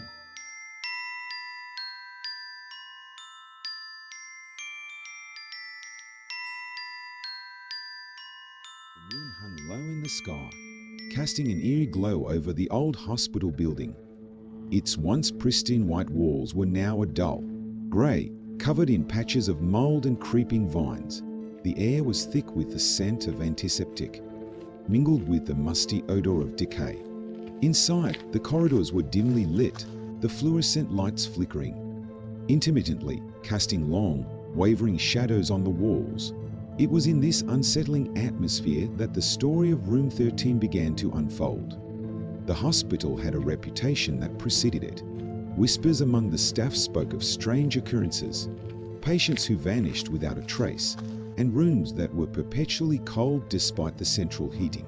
Among these tales, the most chilling was the one about Room 13. It was said that anyone who spent the night in Room 13 would never be the same again. Some claimed they saw apparitions, others spoke of hearing disembodied voices, but the most terrifying accounts were from those who had encountered a presence so malevolent. It drove them to the brink of madness. Dr. Sato was new to the hospital. A dedicated physician, he was driven by a desire to uncover the truth behind the hospital's dark legends. He was joined by Nurse Aki, a seasoned nurse, with a nonsense attitude, who had seen her fair share of strange things, but preferred to keep her head down and do her job.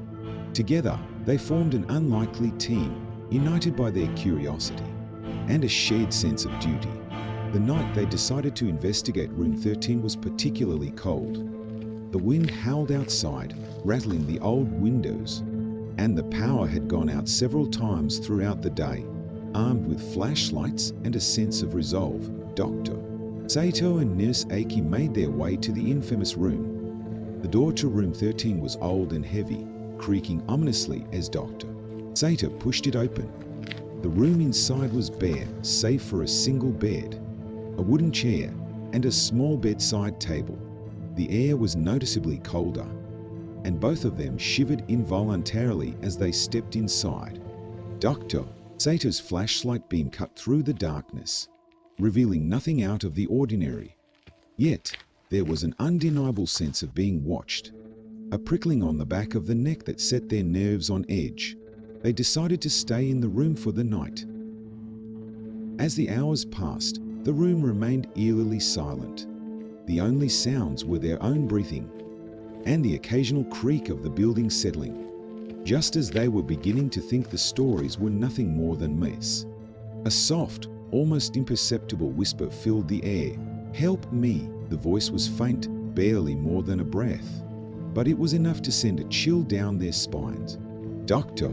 Sato and Nurse Aki exchanged a glance, their expressions a mix of fear and determination. They had come too far to turn back now. The whispering continued, growing louder and more insistent. It seemed to come from all directions at once, making it impossible to pinpoint the source. Dr. Sato approached the bed, examining it closely. There was nothing unusual about it, just a standard hospital bed with clean sheets. But as he leaned closer, he noticed something odd about the headboard. Etched into the wood were tiny scratches, almost as if someone had been clawing at it in desperation. Nurse Aki, meanwhile, was drawn to the small bedside table. She opened the drawer and found a worn, leather-bound journal. The pages were yellowed with age, filled with the frantic scrawl of a patient long forgotten. The entries were disjointed, filled with ramblings about shadows and voices.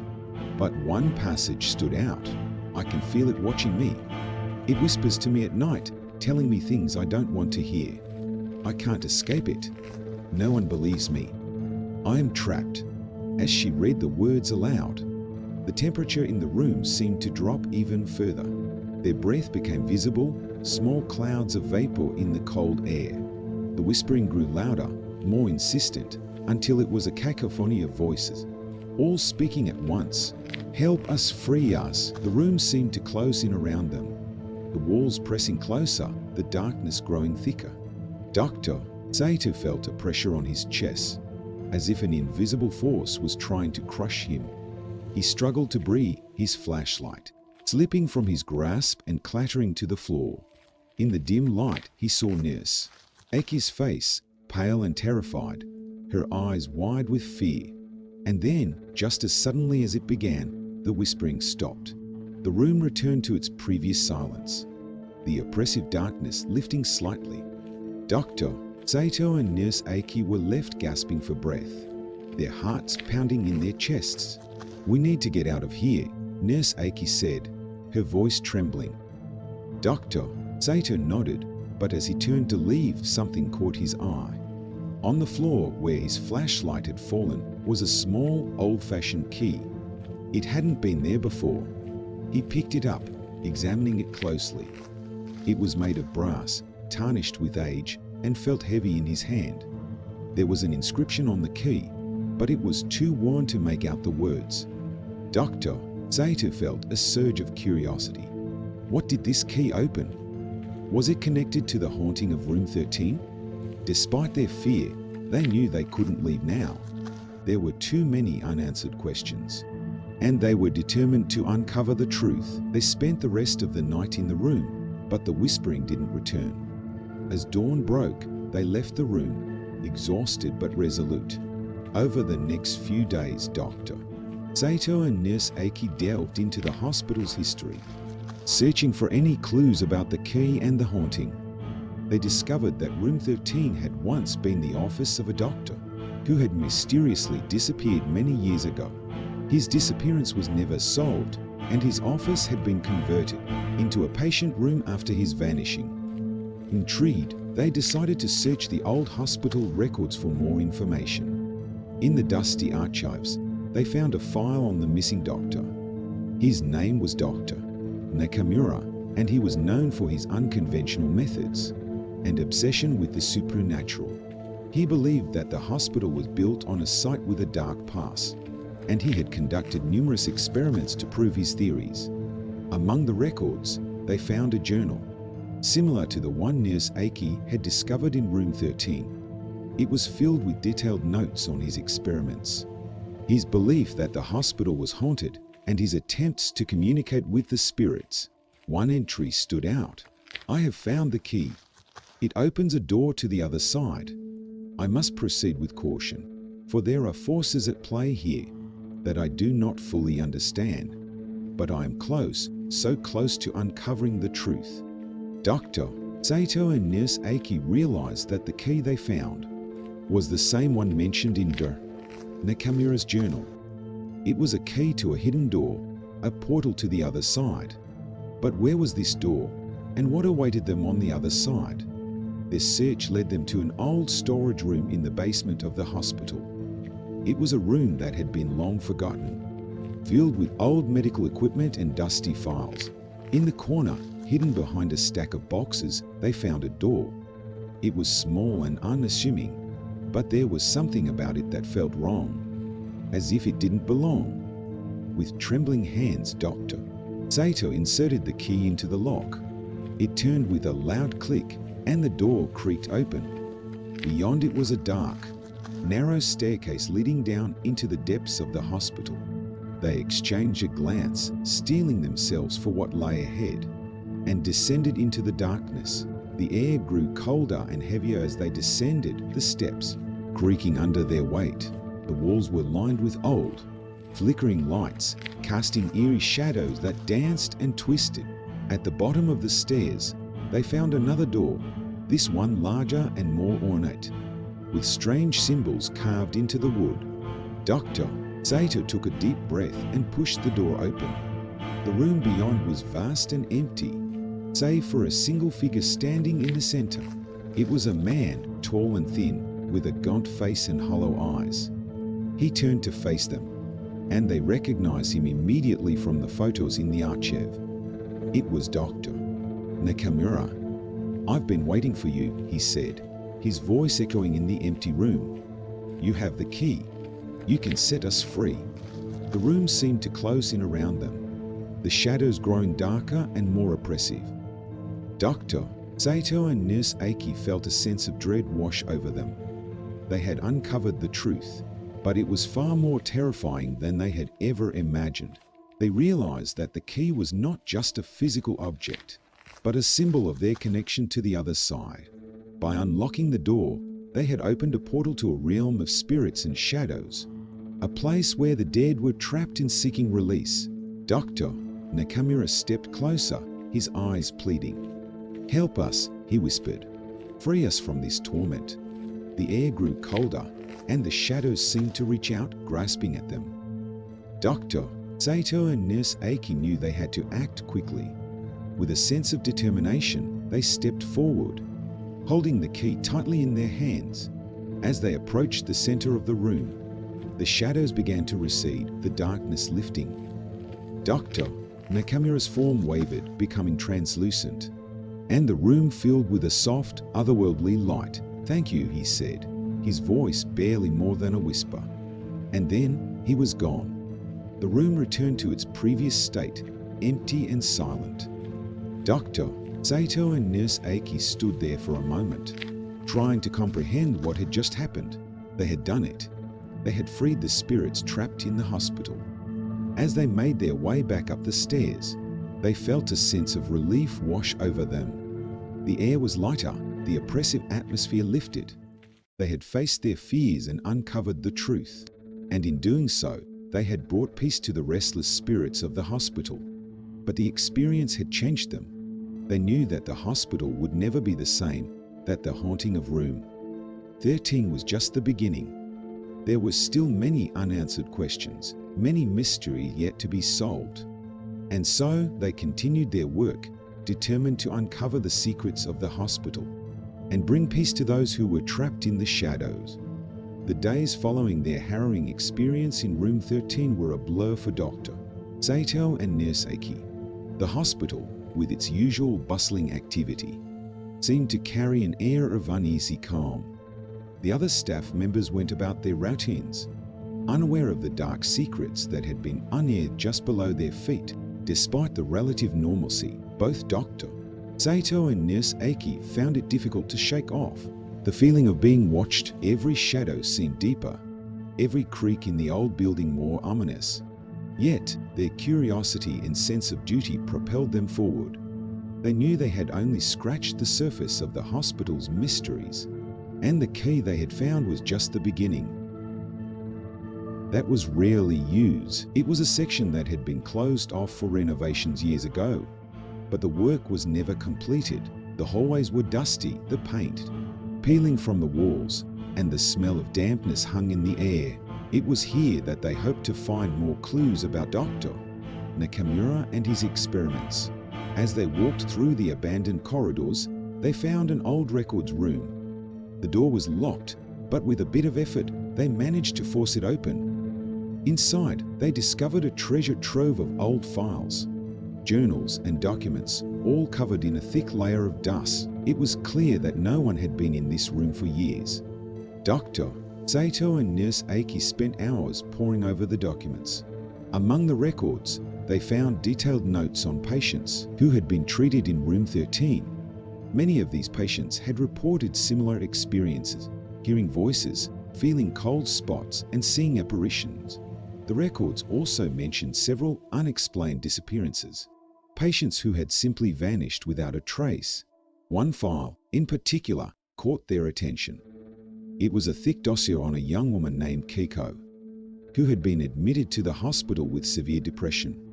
According to the records, she had been placed in room 13 for observation. Her journal entries, included in the file, detailed her descent into madness as she described the voices and shadows that tormented her. The last entry was particularly chilling. "I can't take it anymore. The voices won't stop. They're telling me to do things, terrible things. I have to get out of here, but I'm trapped.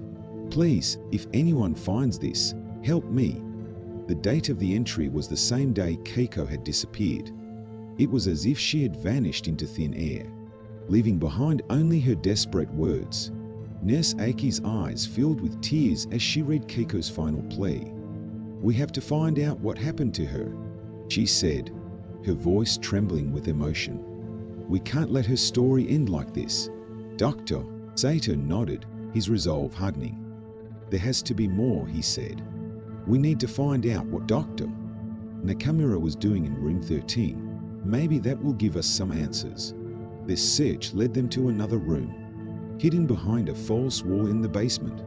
It was a small, cluttered laboratory, filled with old medical equipment and strange devices.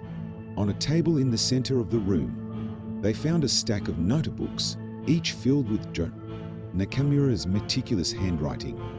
As they read through the notebooks, they discovered the true extent of Dr.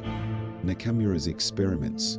He had been convinced that the hospital was built on a site with a dark past, a place where terrible things had happened. He believed that the spirits of those who had suffered were trapped within the hospital's walls, and he had been determined to communicate with them. Dr. Nakamura's notes detailed his experiments with various methods of spirit communication, including seances, Ouija boards, and electronic voice phenomena. He had also conducted numerous psychological experiments on his patients. pushing them to their mental limits in an attempt to make contact with the other side. It was clear from his notes that Dr. Nakamura had become increasingly obsessed with his work. He wrote about hearing voices, seeing apparitions, and feeling a constant, oppressive presence. His last entry was particularly disturbing. "I am so close to uncovering the truth. The spirits are angry, but they are communicating with me. I must continue, no matter the cost. I must find the key to their release." Dr. Sato and Nurse Aki exchanged a worried glance. It was clear that Dr. Nakamura's obsession had driven him to madness, but it also confirmed their suspicions that there was something deeply wrong with the hospital. Determined to uncover the full extent of Dr. Nakamura's experiments, they continued to search the hidden laboratory. In a locked cabinet, they found a series of tapes labeled with dates and patient names. These were recordings of Dr. Nakamura's sessions with his patients, including Kiko. They took the tapes to a nearby room where they found an old tape player. As they listened to the recordings, they heard Dr. Nakamura's voice, calm and methodical, asking his patients about their experiences in room 13.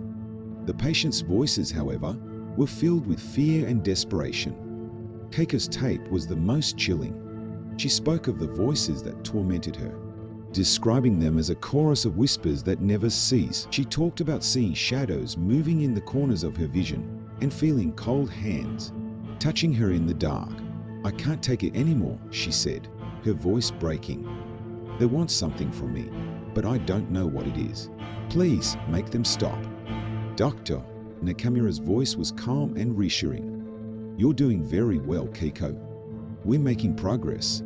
Just a little longer." The tape ended abruptly, leaving Dr. Sato and Nurse Aki in a stunned silence. It was clear that Dr.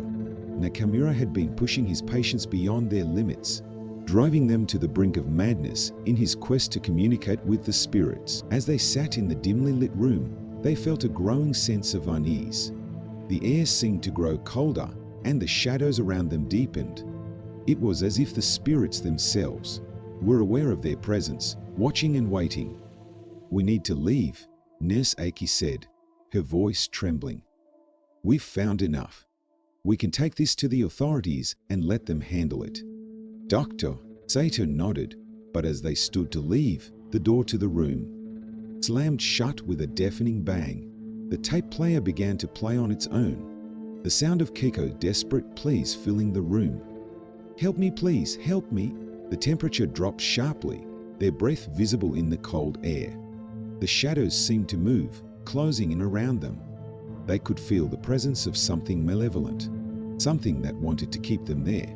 Desperate, Dr. Sato grabbed the tapes and the notebooks, shoving them into a bag. "We need to get out of here now," he said, his voice tight with fear. They ran to the door, struggling to open it against an unseen force. Finally, with a burst of strength, they managed to wrench it open and stumbled out into the hallway. As they fled the basement, the oppressive atmosphere seemed to lift slightly, but the sense of being watched remained. They knew they had uncovered something terrible, something that did not want to be revealed. Back in the safety of Dr. Sato's office, they went through the materials they had gathered. It was clear that Dr. Nakamura had been involved in something far beyond his understanding, and his experiments had unleashed a dark force within the hospital. They knew they couldn't keep this to themselves. The next day, they contacted the authorities and handed over the tapes and notebooks. An investigation was launched, and the hospital's administration was forced to confront the dark history that had been hidden for so long. As the investigation unfolded, more disturbing details came to light. It was revealed that the hospital had been built on the site of an old temple, where terrible rituals had been performed. The spirits of those who had suffered were trapped within the hospital's walls, seeking release. The authorities decided to close off the old section of the hospital. Deeming it too dangerous for use, plans were made to conduct a thorough cleansing of the building, to rid it of the dark presence that haunted its halls. Dr. Sato and Nurse Aki were commended for their bravery and dedication. but the experience had left its mark on them. They had faced the darkness and uncovered the truth, but they knew that some mysteries were better left undiscovered. As the hospital returned to its routine, the old section remained closed, a silent reminder of the dark secrets that lay hidden within. The story of Room 13 and Dr. Nakamura's experiments became a cautionary tale, a reminder of the dangers of delving too deeply into the unknown. But for Dr. Saito and Nurse Aki, the memory of their encounter with the spirits of the hospital would stay with them forever, a chilling reminder of the thin veil between the living and the dead. The weeks following the discovery in the hidden laboratory were a whirlwind of emotions and revelations. Dr. Saito and Nurse Aki continued to work at the hospital, but their nights were often consumed with nightmares of what they had uncovered. The old section of the hospital had been sealed off, yet the eerie feeling of being watched lingered. One rainy evening, Dr. Saito sat at his desk, staring at the scattered papers and photographs from their investigation. The flickering light of his desk lamp cast long shadows, and the sound of rain tapping against the window added to the somber mood. He couldn't shake the feeling that there was still more to uncover. Nurse Aki knocked softly on the door before entering. "I can't stop thinking about Keiko and the others," she said, her voice filled with concern. "There has to be something more we can do." Dr. Saito nodded, running a hand through his hair. "I've been going over Dr. Nakamura's notes again," he said. "There are references to an old shrine in the forest nearby. It's said to be connected to the hospital's dark history." They decided to visit the shrine, hoping to find more answers. The next morning, they set out early, the sky still overcast and the air damp with the remnants of the night's rain. The path to the shrine was overgrown, and the forest seemed to close in around them as they walked. The trees, tall and ancient, blocked out most of the light, casting a gloomy pallor over everything. After an hour of trudging through the dense forest, they finally reached the shrine. It was a small, decrepit structure, overgrown with ivy and moss.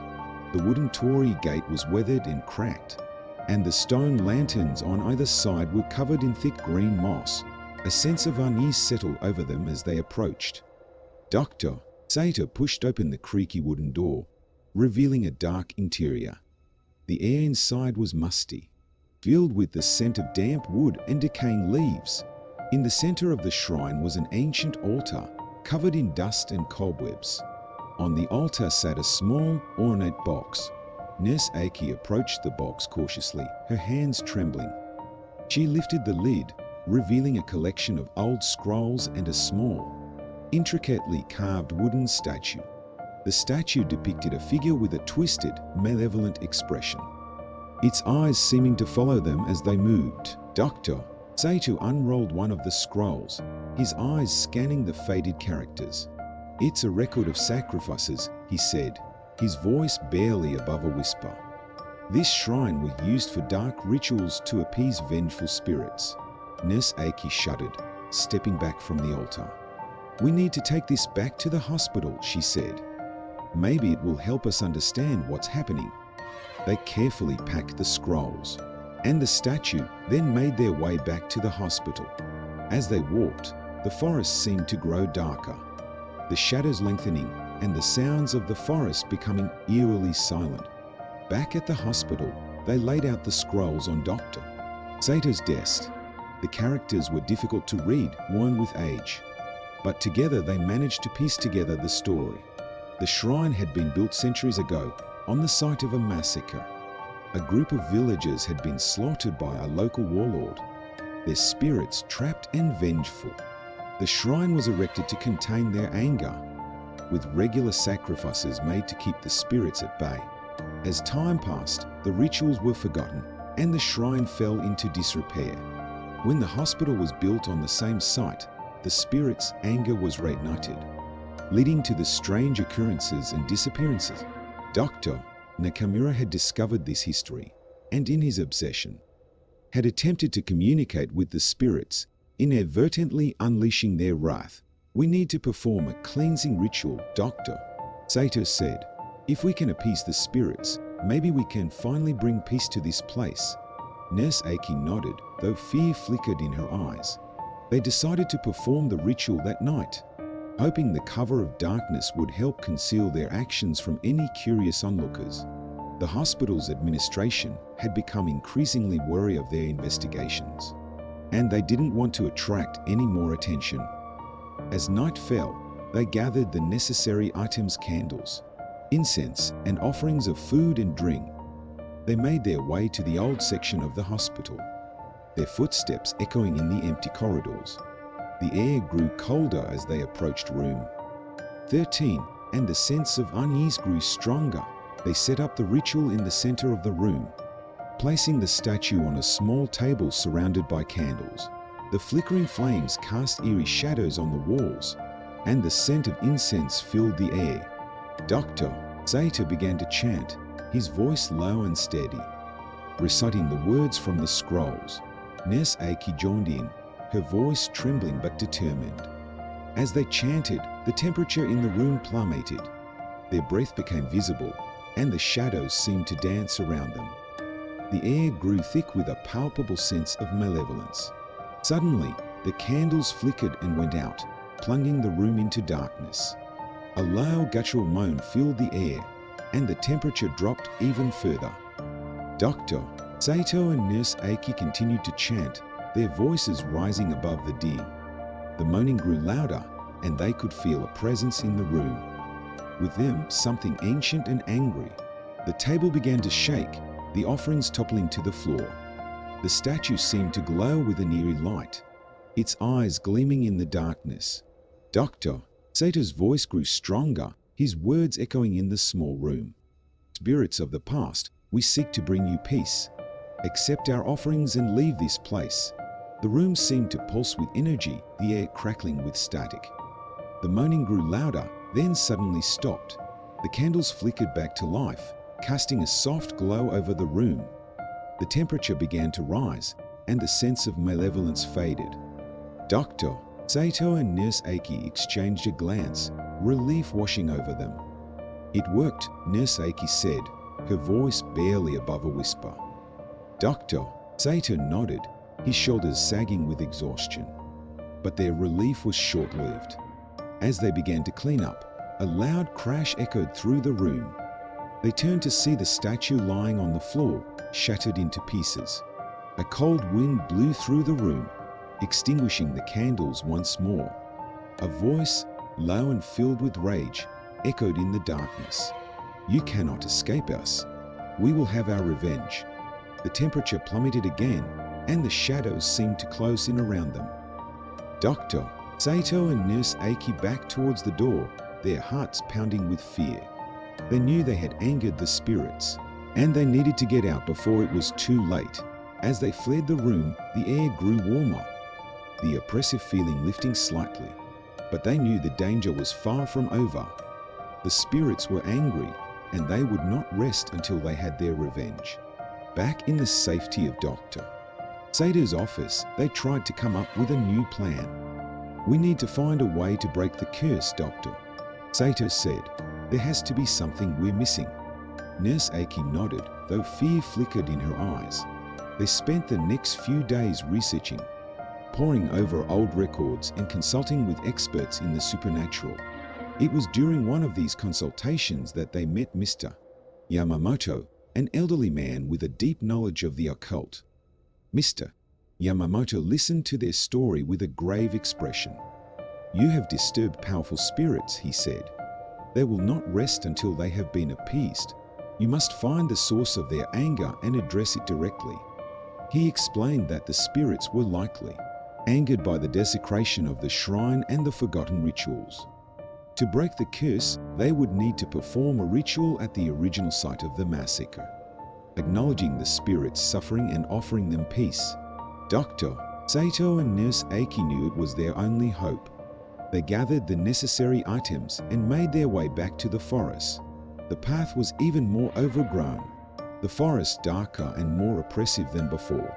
They reached the shrine, their hearts pounding with fear.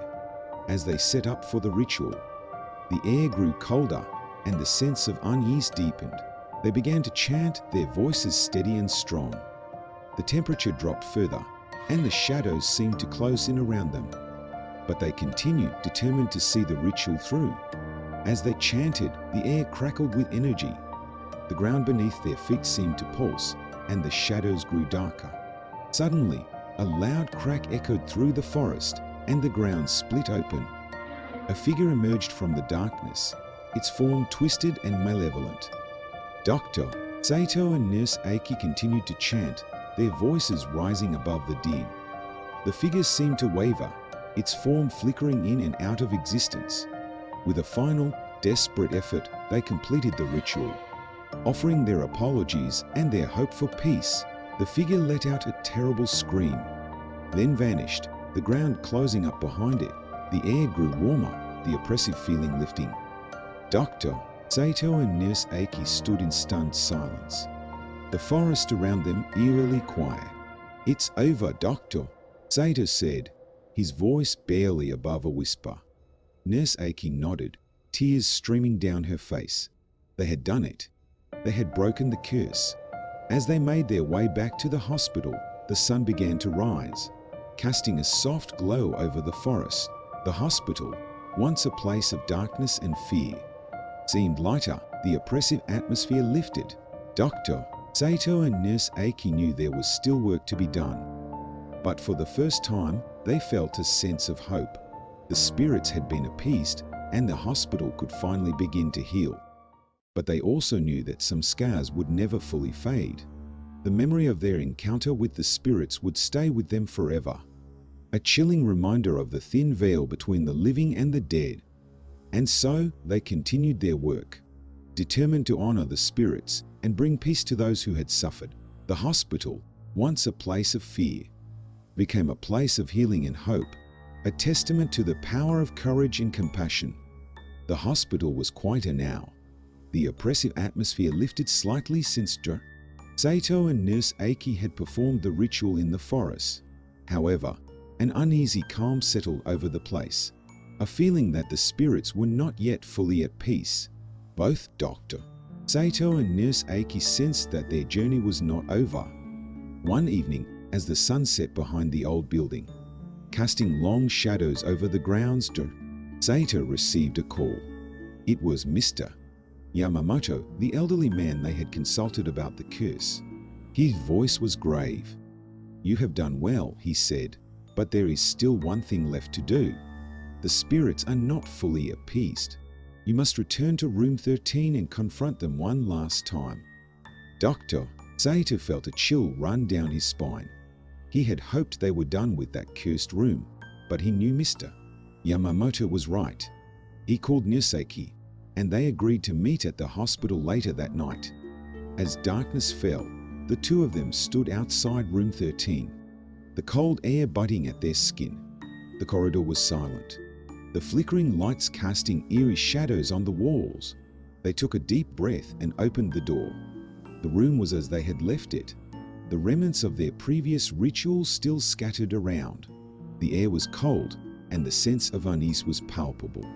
They set up their candles and incense once more, placing the offerings on a small table in the center of the room. Dr. Saito began to chant, his voice steady and strong. Nurse Aiki joined in, her voice trembling but determined. The air grew colder, their breath visible in the dim light. The shadows seemed to move, closing in around them. A low guttural moan filled the room, and the temperature dropped further. They could feel the presence of the spirits, their anger and pain palpable. Dr. Saito continued to chant, his voice rising above the din. "Spirits of the past, we seek to bring you peace. Accept our offerings and leave this place." The moaning grew louder, the shadows growing darker. The candles flickered, and the room seemed to pulse with energy. Suddenly, the door to the room slammed shut, and the candles went out, plunging them into darkness. A voice, low and filled with rage, echoed in the room. "You cannot escape us. We will have our revenge." The temperature plummeted, and the shadows seemed to close in around them. Dr. Saito and Nurse Aiki continued to chant, their voices strong and unwavering. We are sorry for your suffering. We offer you peace. Please leave this place." The room seemed to shake, the walls vibrating with a low hum. The moaning grew louder, then suddenly stopped. The candles flickered back to life, casting a soft glow over the room. The temperature began to rise, and the sense of malevolence faded. Dr. Saito and Nurse Aiki exchanged a glance, relief washing over them. "It worked," Nurse Aiki said, her voice barely above a whisper. Dr. Saito nodded, his shoulders sagging with exhaustion. But their relief was short-lived. The shadows seemed to gather in the center of the room, forming a dark, twisting mass. A figure emerged from the shadows, its form twisted and malevolent. It was the spirit of Dr. Nakamura. "You cannot stop us," he hissed, his eyes glowing with an eerie light. "We will have our revenge." Dr. Saito and Nurse Aiki continued to chant, their voices rising above the din. The figure seemed to waver, its form flickering in and out of existence. With a final, desperate effort, they completed the ritual. Offering their apologies and their hope for peace, the figure let out a terrible scream, then vanished, the shadows dispersing. The air grew warmer, the oppressive feeling lifting. Dr. Saito and Nurse Aiki stood in stunned silence, the room eerily quiet. "It's over, Doctor," Saito said, his voice barely above a whisper. Nurse Aiki nodded, tears streaming down her face. They had done it. They had brought peace to the spirits trapped in the hospital. As they made their way out of room 13, the air seemed lighter. The oppressive atmosphere lifted. The hospital, once a place of darkness and fear, felt different. The spirits had been appeased, and the hospital could finally begin to heal. But the experience had changed them. They had faced the darkness and uncovered the truth. And in doing so, they had brought peace to the restless spirits of the hospital. They continued their work, determined to honor the spirits and bring peace to those who had suffered. The hospital, once a place of fear, became a place of healing and hope, a testament to the power of courage and compassion. But they also knew that some scars would never fully fade. The memory of their encounter with the spirits would stay with them forever, a chilling reminder of the thin veil between the living and the dead. And so they continued their work, knowing that they had done all they could to bring peace to the haunted hospital. But the lessons they had learned, the courage they had found, would stay with them always. The hospital, once a place of darkness and fear, had become a place of light and hope, thanks to their bravery and determination. And in the end, that was all that mattered.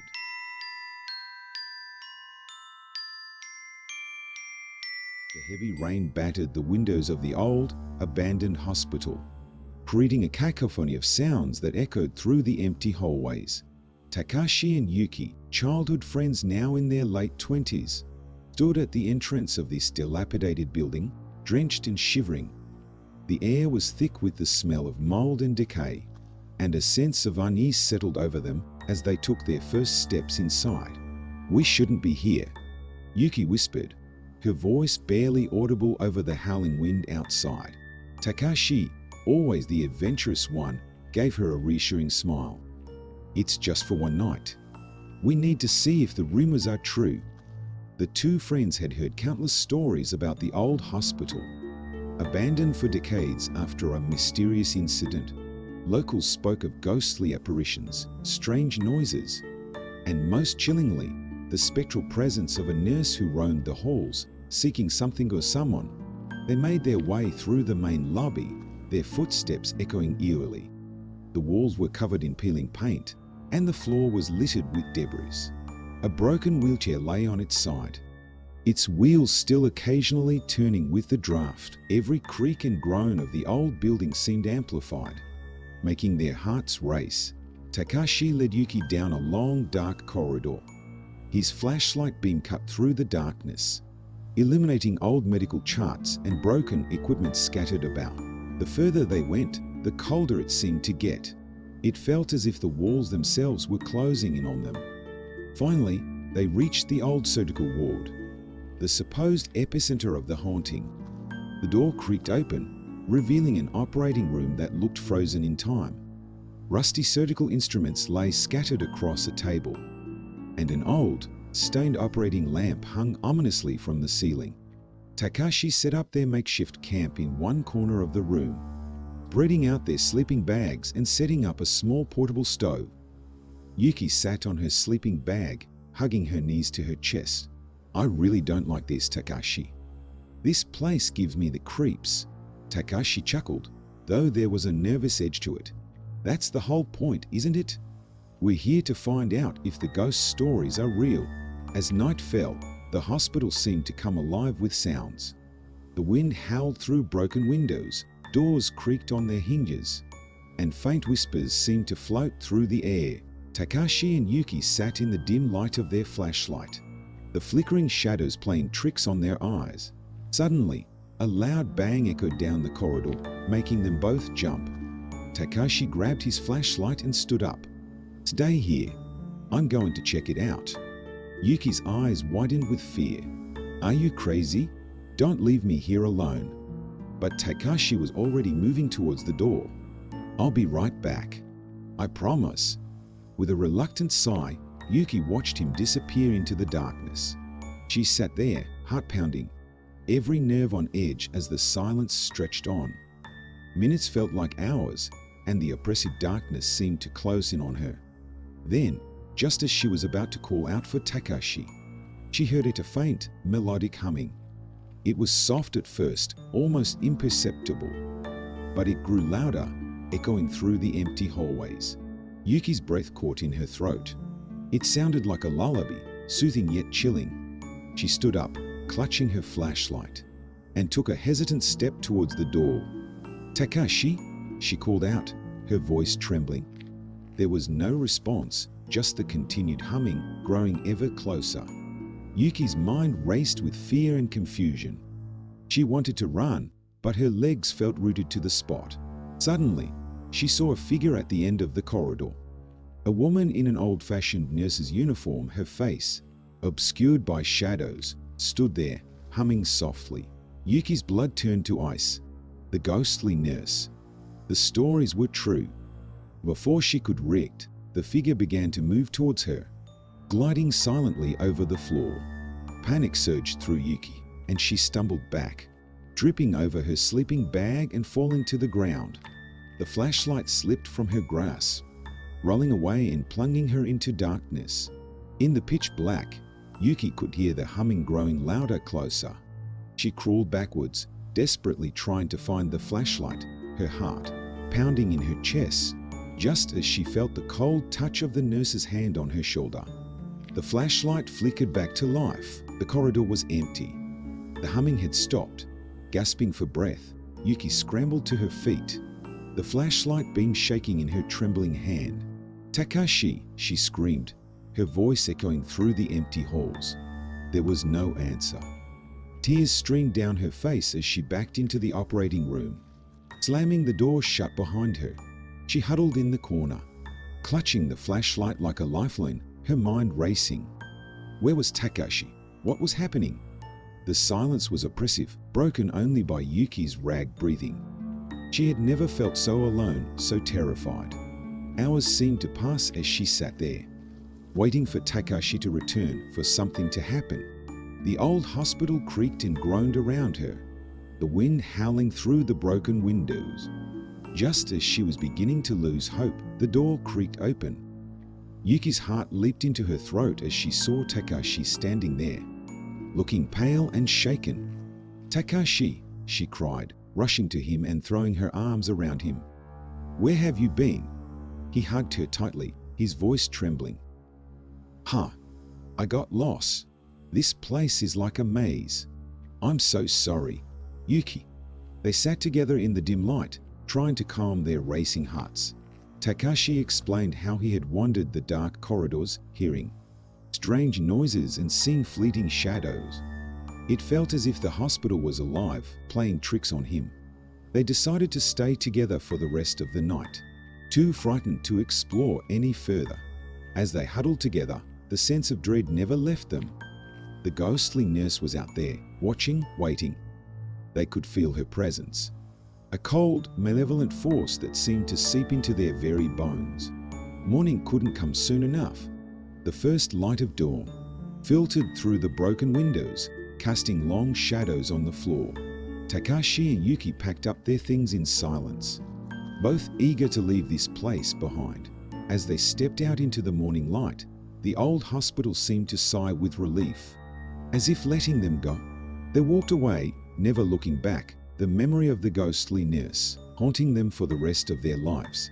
The hospital remained a silent sentinel, its dark secrets hidden within its crumbling walls, and the ghostly nurse, forever bound to its halls, continued her eternal vigil, waiting for the next unwary soul to wander into her domain. The sunlight filtering through the broken windows of the abandoned hospital did little to dispel the oppressive atmosphere that lingered within its walls. Takashi and Yuki, though relieved to be outside, couldn't shake the feeling that they were being watched. Their hearts were still racing from the previous night's encounter with the ghostly nurse. Determined to find answers, they decided to visit the local library, hoping to uncover the history of the hospital and the mysterious nurse. The library was a stark contrast to the dilapidated hospital. It was a small, cozy building, filled with the comforting smell of old books and polished wood. The librarian, an elderly woman with kind eyes, welcomed them and guided them to the archive section.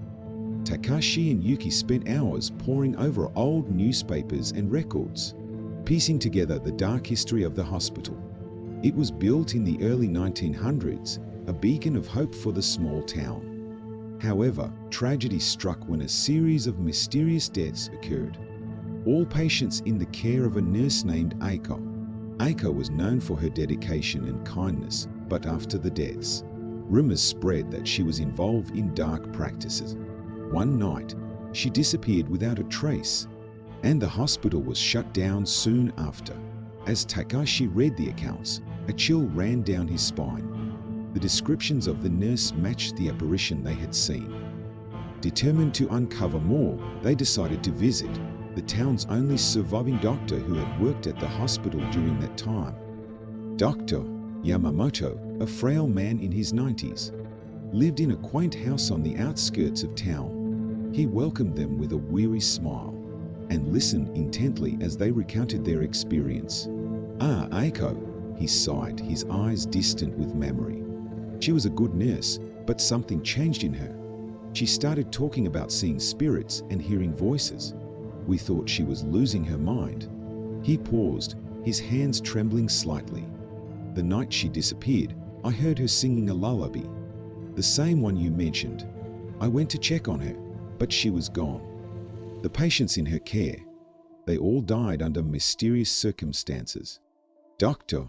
Yamamoto's words confirmed their fears. The ghostly nurse was indeed Aiko, bound to the hospital by unfinished business. But what could it be? As they left Dr. Yamamoto's house, Takashi and Yuki felt a renewed sense of purpose. They had to find out what Aiko wanted, what was keeping her spirit tied to the hospital. That evening, they returned to the hospital, their hearts heavy with trepidation. The sun was setting, casting long shadows over the building. They entered cautiously, their footsteps echoing through the empty corridors. They decided to search Aiko's old quarters, hoping to find some clue. The room was small and sparsely furnished, a stark contrast to the rest of the hospital. A delicate scent of lavender lingered in the air, a faint reminder of the nurse who once lived there. Yuki found an old diary tucked away in a drawer. The pages were yellowed with age, the ink faded but still legible. As they read through Aiko's words, a tragic story unfolded. Aiko had fallen in love with a patient, a young man named Hiroshi, who was suffering from a terminal illness. Despite her best efforts, Hiroshi passed away, leaving Aiko heartbroken. In her grief, she began to see his spirit, hear his voice. She believed that by helping others transition to the afterlife, she could reunite with him. However, her actions were misunderstood, leading to the rumors and her eventual disappearance. Tears welled up in Yuki's eyes as she read the final entry. "I know they think I'm mad, but I can feel him. Hiroshi is waiting for me. I must help these souls find peace, and then, perhaps, I will find mine. The pieces of the puzzle began to fall into place. Aiko's spirit was trapped, unable to move on because of her unfinished mission. Takashi and Yuki knew what they had to do. They had to help her complete her task, to bring peace to the restless souls within the hospital. As they stood in the darkening room, a soft humming filled the air. It was the same lullaby they had heard the night before. Takashi and Yuki exchanged a determined glance and followed the sound, their hearts pounding in unison. The humming led them back to the surgical ward, where they found the ghostly figure of Aiko, her face serene yet sad. "Please," she whispered, her voice barely audible. "Help me." Takashi stepped forward, his voice steady. "We will help you, Aiko. Tell us what we need to do." Aiko's spirit flickered, her eyes filled with gratitude. "There are 3 souls who are lost. Help them find peace, and I will be free."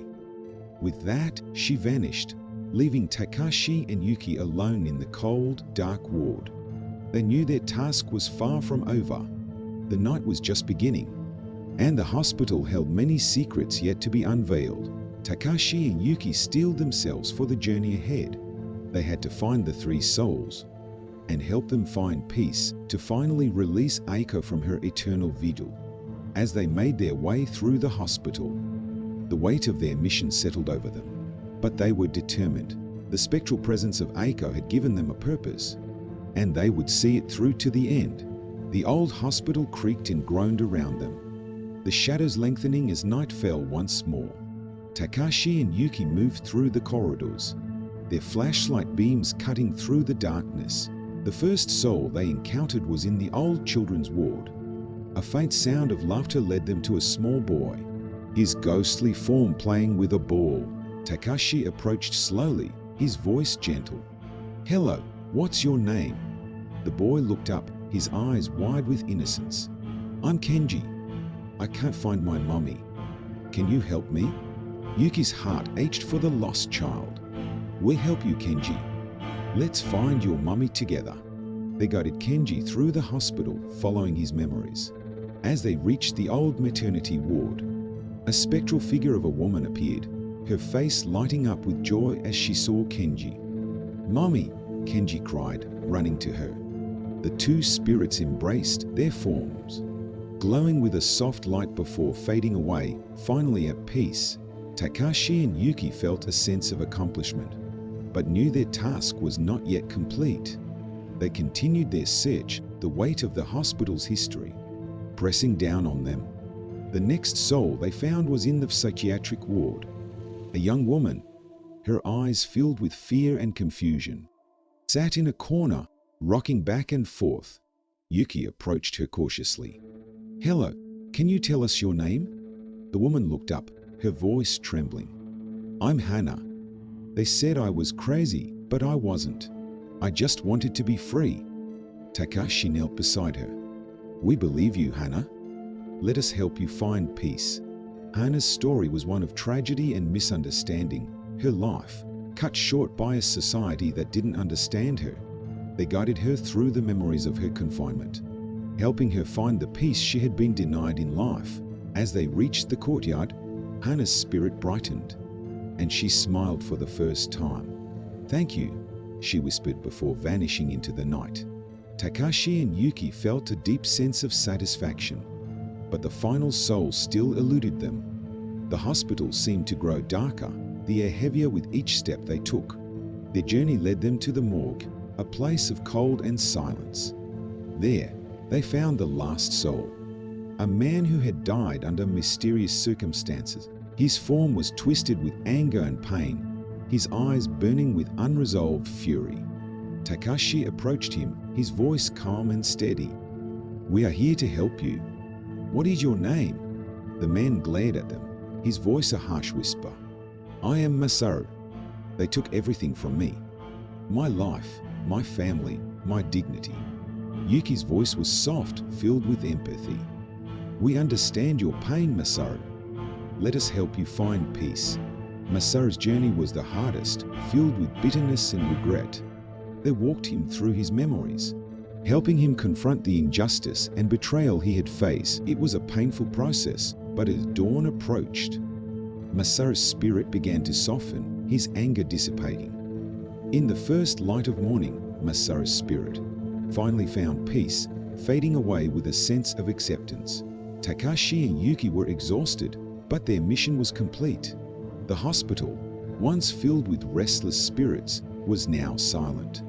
As they stepped outside, the first rays of sunlight breaking over the horizon, they felt a profound sense of relief. Aiko's spirit appeared before them, her form radiant and free of sorrow. "Thank you," she whispered, her voice filled with gratitude. "You have given me peace." With that, she vanished, leaving Takashi and Yuki standing in the morning light, their hearts lighter than they had been in days. They knew they would never forget their experience, the haunted hospital, or the ghostly nurse who had guided them. As they walked away, the old hospital stood silent behind them, its secrets finally laid to rest. Their bond, forged in the crucible of fear and determination, was stronger than ever. They had faced the unknown together and emerged victorious. The ghostly nurse, her mission complete, was now at peace, and so were they. The haunting was over, but the memory of that night would stay with them forever, a testament to the power of compassion and the strength of the human spirit. The morning sun cast long shadows over the old hospital. As Takashi and Yuki emerged, their mission seemingly complete, the sense of relief that had initially washed over them began to fade as they walked away from the building. Something felt unfinished. A nagging doubt gnawed at Takashi's mind, and he could see the same unease mirrored in Yuki's eyes.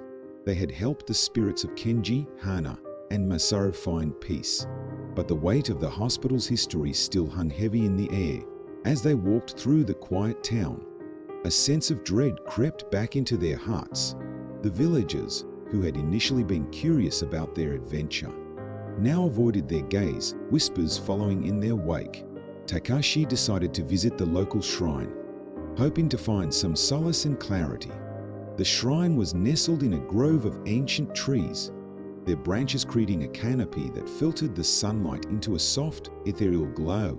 The air was thick with the scent of pine and incense.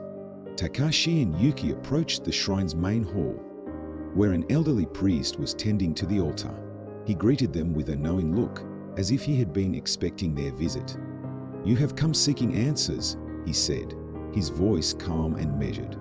Takashi nodded, feeling a sense of reverence in the priest's presence. "We helped the spirits in the hospital, but it doesn't feel like it's over." The priest's eyes, sharp and piercing despite his age, studied them for a moment before he spoke. "The hospital holds many secrets. Aiko's spirit is at peace, but there are deeper shadows that linger." He led them to a small room at the back of the shrine, where ancient scrolls and texts were carefully preserved. As the priest unrolled a particularly old scroll, Takashi and Yuki leaned in, eager to understand. The scroll told the story of the land on which the hospital was built, a place once sacred, but desecrated by the construction of the hospital. It was said that the spirits of those who had died unjustly were bound to the land, unable to move on until the site was purified. Takashi's heart sank as he realized the enormity of their task. They hadn't just helped a few restless souls. They were dealing with a curse that had tainted the land for generations. "How do we purify the land?" Yuki asked, her voice barely above a whisper. The priest's expression grew serious. "It will not be easy. You must confront the darkness, head in and cleanse the spirits that are still trapped. Only then will the curse be lifted." Takashi and Yuki exchanged a determined glance. They had come this far, and they couldn't turn back now. The priest gave them a small bundle of sacred herbs and a talisman, instructing them on how to use them to purify the land. As they made their way back to the hospital, the weight of their mission pressed down on them, but they were resolute. The sun was setting by the time they arrived, casting an eerie orange glow over the building. They entered the hospital, their footsteps echoing through the empty corridors. The atmosphere inside was even more oppressive than before, the air thick with a palpable sense of malevolence. Takashi and Yuki moved cautiously through the hospital. The flashlight beams cutting through the darkness, they began the purification ritual, burning the sacred herbs and chanting the prayers the priest had taught them. As the smoke filled the air, the shadows seemed to come alive, swirling and writhing as if in pain. The building creaked and groaned, the very walls seeming to pulse with an ancient rage. In the surgical ward, the heart of the hospital, the air grew colder. A figure emerged from the shadows, a man, his face twisted with anger and sorrow. Takashi and Yuki recognized him from the photographs in the archives. It was Dr. Sato, the head surgeon who had been blamed for the deaths in the hospital. His spirit was bound by guilt and a desperate need for redemption. "You think you can purify this place, Doctor?" Sato's voice was a harsh whisper, filled with bitterness. "You cannot undo the past." Yuki stepped forward, her voice calm but firm. "We are here to help you find peace, Doctor." "Sato, tell us what happened." The doctor's spirit flickered, his form wavering as if caught between worlds. "It was an accident. The patients, they weren't supposed to die." Takashi felt a pang of sympathy for the tormented soul. "We believe you. Let us help you, Doctor." Sato's spirit seemed to soften, the anger giving way to sorrow. "The experiments, they were meant to heal, but something went wrong. The patients' deaths were covered up, and I was blamed. I couldn't live with the guilt." Yuki nodded, understanding the weight of his confession. "You need to forgive yourself, Doctor. Sato, only then can you move on." As they continued the ritual, the shadows around Dr. Sato began to dissipate, his form growing brighter. With a final, shuddering breath, his spirit faded away, leaving behind a sense of calm. The hospital, however, was far from at peace. The ground trembled, and a deep, guttural moan echoed through the corridors. Takashi and Yuki knew they had awakened something ancient and powerful. They pressed on, their determination unwavering. In the basement, they found an old sealed door covered in strange symbols. The air around it was thick with a dark energy, and the temperature dropped sharply as they approached. Takashi took a deep breath and pushed the door open, revealing a small, dimly lit room. In the center of the room was an altar, covered in dust and cobwebs. The source of the hospital's curse was here. The air was suffused with a malevolent presence, a dark force that seemed to feed off their fear. Yuki placed the talisman on the altar and began to chant the final prayer. Takashi joined her, their voices melding together in a harmonious plea for purification. The room shook violently, the walls cracking as the dark energy surged. But they continued, their voices rising above the chairs. The dark force fought back, swirling around them like a storm. But the sacred herbs and the talisman glowed with a powerful light, pushing back the darkness. As they reached the climax of the ritual, the dark energy let out a final, ear-piercing scream and exploded into a blinding light. When the light faded, the room was silent. The oppressive atmosphere had lifted, replaced by a profound sense of peace. Takashi and Yuki stood there, exhausted but victorious. The hospital, once a place of suffering and torment, was now a place of rest. They made their way out of the building, the morning light breaking over the horizon. The villagers, sensing the change, gathered around them, their faces filled with gratitude and awe. Takashi and Yuki knew they had done something remarkable. They had not only freed the spirits, but had also lifted a curse that had plagued the land for generations. As they left the village, they felt a deep sense of fulfillment. Their bond, strengthened by the trials they had faced together, would endure. They had confronted the darkness and emerged victorious, their spirits as light as the morning breeze. The hospital, now silent and at peace, stood as a testament to their courage and determination. And the ghostly nurse, Aiko, finally at rest, watched over them with a smile, her mission complete. The village was quiet as the first light of dawn began to illuminate the horizon, casting a gentle glow over the landscape. Takashi and Yuki walked through the empty streets, their footsteps echoing in the stillness. Their hearts were heavy with the realization that their journey was not yet over. Despite their efforts, there remained an unsettling feeling that something was left unresolved. As they approached the outskirts of the village, an old man with a weathered face stepped out from the shadows. He was the village elder, a man whose presence commanded respect and reverence. "You have done well," he said, his voice a deep, rumbling sound that seemed to resonate with the very earth beneath their feet. "But there is one final task you must complete." Takashi and Yuki exchanged a glance, a mixture of determination and apprehension in their eyes.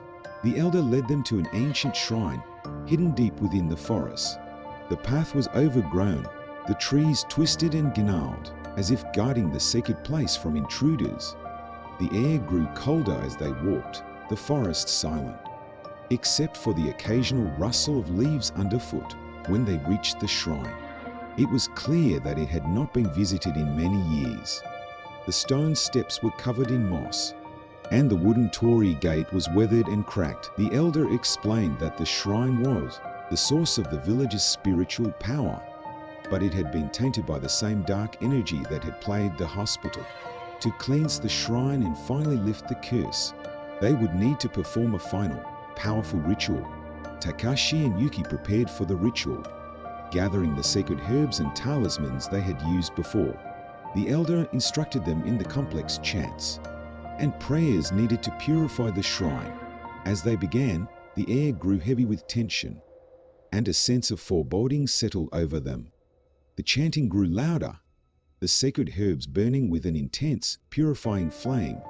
The shadows around them seemed to come alive, swirling and writhing as if in agony.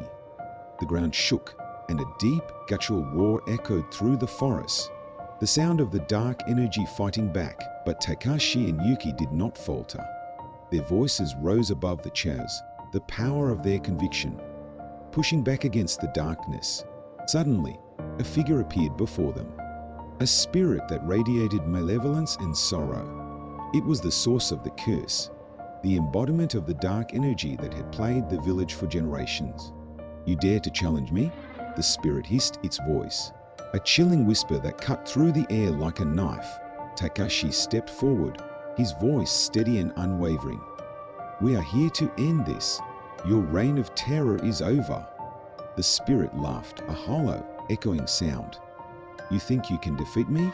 I am the darkness within your hearts, the fear that lies in the shadows." Yuki joined Takashi, her voice filled with determination. "We are not afraid of you. We have faced our fears and emerged stronger." The spirit's form flickered, its confidence wavering in the face of their resolve. With a final, powerful chant, Takashi and Yuki focused all their energy on the spirit. The sacred herbs and talismans glowing with a brilliant light, the spirit let out a final, anguished scream as the light enveloped it, dissolving its form into nothingness. The ground stopped shaking, and a profound silence settled over the shrine. The air was clear, the oppressive weight of the dark energy lifted. Takashi and Yuki fell to their knees, exhausted but victorious. The elder approached them, his eyes filled with gratitude. "You have done it. The curse is lifted, and the village is free." As they made their way back to the village, the sun had fully risen, bathing the landscape in a warm, golden light. The villagers greeted them with tears of joy and relief, their faces filled with gratitude. Takashi and Yuki knew that their bond, forged in the crucible of fear and determination, would endure. They had faced the darkness and emerged victorious, their spirits as light as the morning breeze. The hospital and the shrine, once places of suffering and torment, were now at peace, and the ghostly nurse, Aiko, finally at rest, watched over them with a smile, her mission complete. The village thrived in the following months, the weight of the past lifted from its shoulders.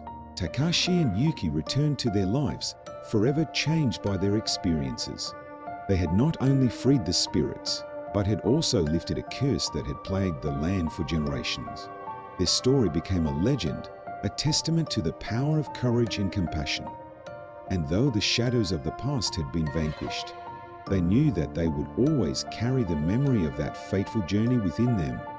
The village, now a place of light and hope, stood as a beacon of resilience and strength, and Takashi and Yuki, bound by their shared experiences, faced the future with a newfound sense of purpose and peace.